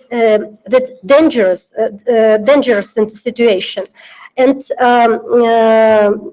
we have the solution. We support the introduction of post-visa monitoring mechanism that give us opportunity to monitor the progress and to keep our eyes on the further transformation is particularly in the anti-corruption area as well.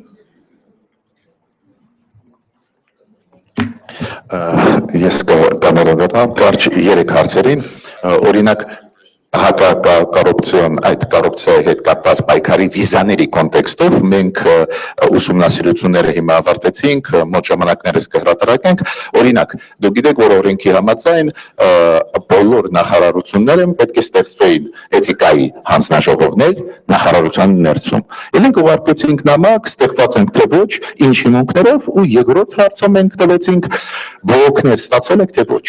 Որոնք բոլորում առանց բացառության նախարարություններում որտեղ ստեղծվել է ոչ մի բողոք չկա։ Պարզը որ ի սկզբանե ներդրված են մեխանիզմներ, որոնք աշխատող չեն։ Ձևավորումը այն հանձնաժողովների այդպես է, որ բոլոր նախարարություններում էթիկայի հանձնաժողովի նախագահները այն մարդիկ են, ում վրա պետք է բողոքը գրեիր։ Հասկանալի է, որ դա չի աշխատում։ Մյուս խնդիրը, ես Ալեքսանդրայի հետ համաձայն եմ, որ ֆորմալ Եվրասիական տնտեսական համագործակցության կամ դաշինքի մեջ մեր գտնվելը ֆորմալ չպետք է հակասի մեր Եվրոպայի հետ աշխատանքի հետ։ Բայց ես մեր գործընկերներին Եվրոպայից ուզում եմ ասել, կա հետխորհրդային տրադիցիա, ոչ թե օրենքն է աշխատում, այլ աշխատում են չգրված օրենքներ։ Ասենք ես չեմ ասում կոռուպցիայի մասին եւ այլն, բացի դրանից չգրված խաղի կանոններ, որոնք հիմա մեր անդամակցությունից հետո Եվրասիական միություն էլ ավելի բարդացնում են ստեղի իրավիճակը։ Ինչի մասին է խոսքը։ Եվրասիական տնտեսական միության խաղի կանոններին Հայաստանի մեքենաները, հայկական համարներով պետք է ազատ երթևեկեն Ռուսաստանով, Ղազախստանով եւ այլն։ Գլխավոր բողոքը գիտեք որն է։ Չեն կարող երթևեկել։ Ուր մտնում են, որ քաղաք, որտեղ անցնում են, տեսնում են մեր համարները, կանգնացնում են, շորտում են փող։ Ուրեմն հասկացաք,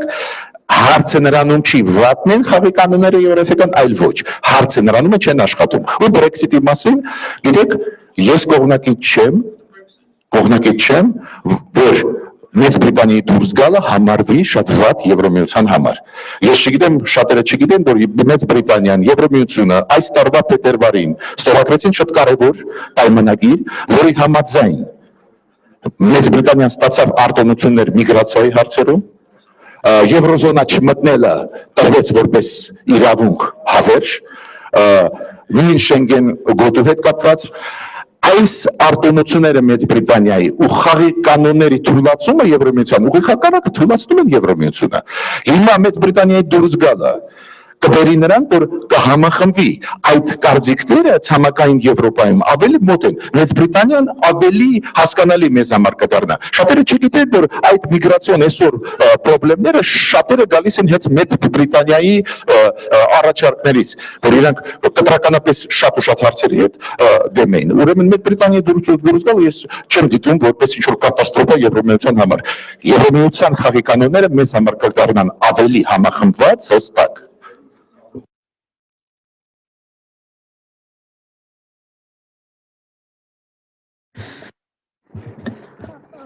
Well, as far as I remember, there was, and I have notes about 2 questions. Yes, I will start with the question about the anti-corruption council or the board, which was included the question, the situation in Georgia. So I can say that till 2004. This is a period after Rose's revolution and the change of the government in Georgia. Till that period, the corruption was one of the main diseases in our country, one of the main diseases of our government. And the corruption was everywhere, in every sphere, especially in the sphere of providing of state services to the population. So the corruption was a disease which was which was touching every citizen of our country. And despite the fact that there was a council, anti-monopoly council, founded by the previous government during the Shevardnadze period, besides the fact it was absolutely not effective council because the members of the council were themselves corrupted. After the Roses Revolution and after the change of government, the situation was radically changed in our country. And you know, the government absolutely changed the state employees related to the corruption. It was different level. It was the high level employees, it was the middle range managers, and even the practitioners, employees on the low level, providing services to the citizens or working in the different sphere. So, you know, it was a very crucial reform which, you know, when we talk about the reforms, about the changes in the system, first what is coming in my mind and in the mind of each person, I think so. This is a human resources and this is a finances. Yes, need to be to conduct the reforms, and the people hands with the resources with whom you have to do the reforms. So I can say that after 2003, the blood in the system of state institutions was changed absolutely. And this was like the first, yes, it was a very painful process. Not everybody went out of system, but those who were the most corrupted on decision maker level, from whom the corruption was actually coming and was like, you know, these persons were changed. And for example, I was working for the Ministry of Justice and was responsible for civil registry agencies. This is the agency which is dealing with the with the civil act registrations, success, and the passport units, issuing of passport and ID card. And I can say that based on the competition in this system, for example, 60% of employees were changed, but based on the competition. And the new ones were selected with the new established, based on the new established criteria. You know, this was a very painful but very important process when the government of Georgia started fighting against the corruption. After that, the government started working on the development of institutional and legal mechanism, because this is another and very important issue. You know, when the system itself works and gives the possibility to employees of the system, leaves the possibility gaps to earn illegal money. That's only the huge changes of human resources in the system is not enough. So at the moment,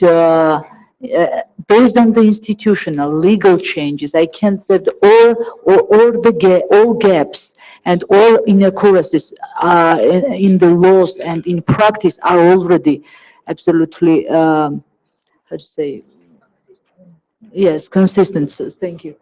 Consistent. So now the system, for example, absolutely working in the ways that there is no possibility. I mean, the electronic programs, e-governance system, it's working in the ways that there is no possibility for the human resources and employees of the state institutions to make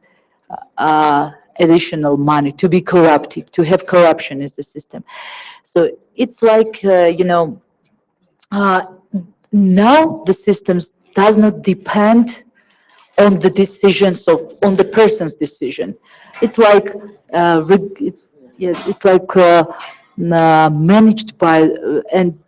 by this electronic program. So this was a very important changes. And of course, I have to mention the salary of state employees. This is also very important thing when we talk about the corruption and when talked about the reforms. At the moment, Georgia are in the process when the salary makes possible for the state employees to live on the salary and not to look for the additional money and not to look in somebody's pocket. So, you know, this was also possible by the donor support at the first stage, but then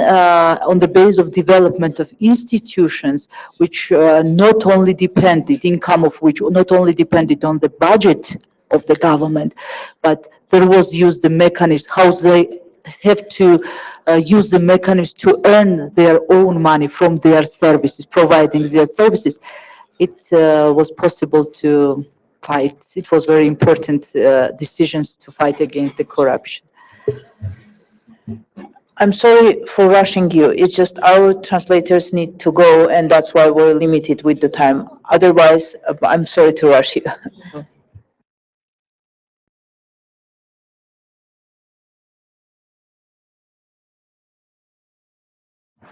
Մեկ հարց էր, որը տվեց պարոն Ամիրյանը, խոսքը վերաբերում է լիբերալ կառավարում եւ ահաբեկչություն, իհարկե մեկը մյուսով պայմանավորված չէ եւ լիբերալ կառավարումը կամ ժողովրդավարական կառավարումը Ֆրանսիայում մեղավոր չի այն ահաբեկչական ակցիայի համար, որը տեղի ունեց ավելի շուտ, այն երկրներում, որտեղ դեռևս կան կոնֆլիկտներ, այնտեղ լիբերալ կառավարման բացակայությունն է հանդիսանում պատճառը, որովհետև ըստ էության ոչ կայուն կանը, ըստ էության նաև միջազգային հանցագործությունը, կոռուպցիոն, տրանսնացիոնալ ուրեմն հանցավոր խմբավորումների դեմ ոչ պատշաճ պայքարն է, ըստ էության, որը հանդիսանում է այդ մարտահրավերները, եւ ուղղակի ավարտելն պետք է հիշեցնենք կլասիկ խոսքերը, Չերչիլի, մարդկությունը ժողովրդավարությունն էլ առանձնապես մի հատուկ լավ բան չի, բայց մարդկությունը զանց լավ բան չի հորինել։ Ինքը կենթանի օրգանիզմ, ինքը պետք է անդադ սովորի նոր մարտահրավերներին ուրեմն դիմագրավելու, լուծումներ գտնելու, բայց ոչ այն ճանապարհով, որը ասենք թե օրինակի համար արտադատական մահապատիժ եղավ, ասենք թե նույն թեկուզ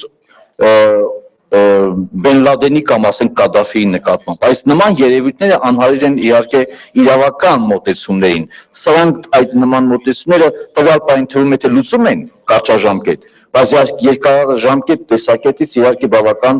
բացասական ազդեցություն են թողնում։ Կան այդպիսի հիվանդություններ, բայց դրանք լուծելի են, դեպի դա պետք է լուծում տրվի եւ գնահատական տրվի։ Շնորհակալ եմ։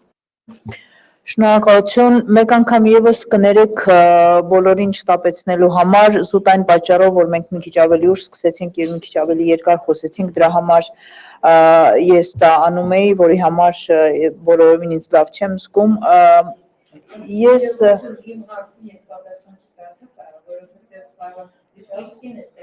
Դուք ձեր հարցին չստացաք պատասխան շատ պարզ պատճառով, որովհետև հարցին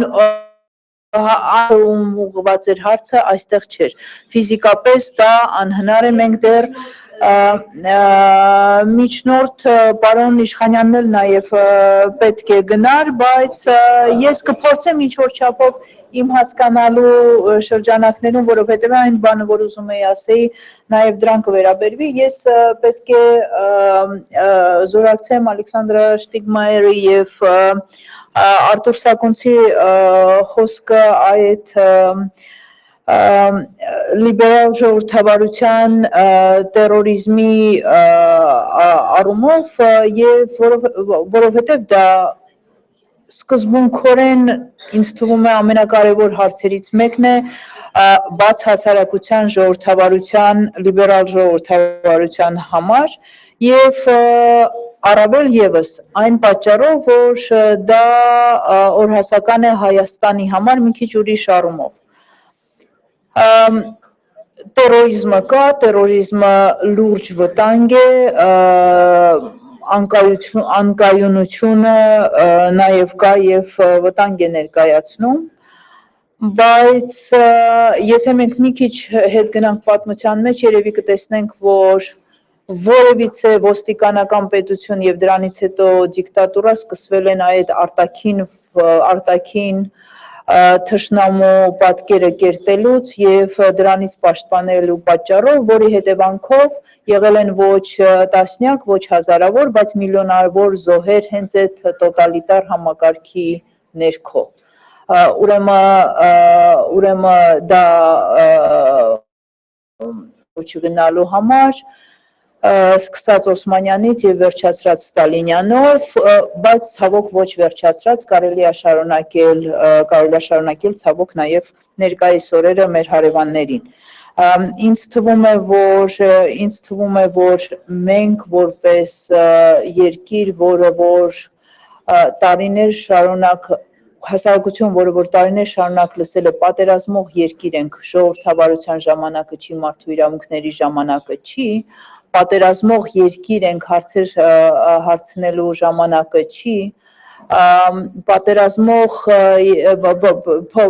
տրանսֆորմացիոն երկիր ենք եւ անարդարությունը կարող է լինի եւ կոռուպցիան կարող է լինի, ապրիլին ստացանք մեր բոլոր այդ սուտ հարցադրումների եւ ես այս բառից չեմ վախենում, սուտ հապնդումների պատասխանը, որովհետև այդ հարցերը չեն տվել, որովհետև կոռուպցիան հասել է այս վիճակի, տերորիզմից ավել զոհեր ենք տալիս, որովհետև փառք Աստծո Հայաստանում դեռ ոչ մի տերորիստական ակտ այդքան զոհ չի տարել եւ որովհետեւ մենք մարդու իրավունքները ստորադասել ենք մնացած ամեն ինչին, մենք հիմա ունենք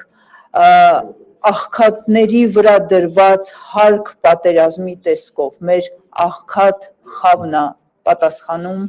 մեր ամենին չհարցրած հարցերի տեղը, դրա համար մենք որպես երկիր երևի փառք Աստծո դեռ չենք առնչվել տերորիզմի հետ, բայց ունենք հիմք ունենալու դրա պատասխանները, սկզբունքորեն ունենալու դրա պատասխանները, այնպես որ լիբերալ ժողովրդավարությունը, որը կարողանում է հասկանալ, որ եւ լիբերալ է այստեղ որպես առաջի բառը կօգտագործեի, կարևոր բառը կօգտագործեի, դա այն է, որ կարողանում է հասկանալ, որ այդ տերորիզմի, այդ անձնական պոռթկումի ետևում կանգնած է դիսկրիմինացիան, կանգնած է ոտնահարումը իրավունքի ավելի շատ, քան որևիցե ուրիշ բան, տնտեսական իրավունքի, ուրիշ փոքրամասնության իրավունքի, այնպես որ ինձ թվում է շատ դժվար ժամանակահատված է, բայց ցավոք շատ մեծ գնով մենք ունենք պատասխանները, ցավոք շատ մեծ գնով, բայց շնորհակալություն, որ կարող ենք ունենալ հիմք պատասխանները ձևակերպելու համար։ Չեմ կարծում, որ կարող եմ ձեր հարցին պատասխանել պարոն Սվիտալսկու տեղը եւ դրա համար չեմ էլ հավակնի դա անել։ Շատ շնորհակալություն, մենք այնտեղ դեռ ունենք շարունակությունը սուրճի ընդմիջման եւ նաեւ ուզում եմ ասեմ, որ մենք հույս ունենք եւ շարունակել այս քննարկումները եւ սիրով կհրավիրենք ձեզ մեր բոլոր ապագա քննարկումներին։ Շնորհակալություն մեր բանախոսներից, իսկապես շատ կարևոր հարցեր բարձրացվեցին, շնորհակալություն մեր թարգմանիչներից եւ կներեք երկարացնելու համար։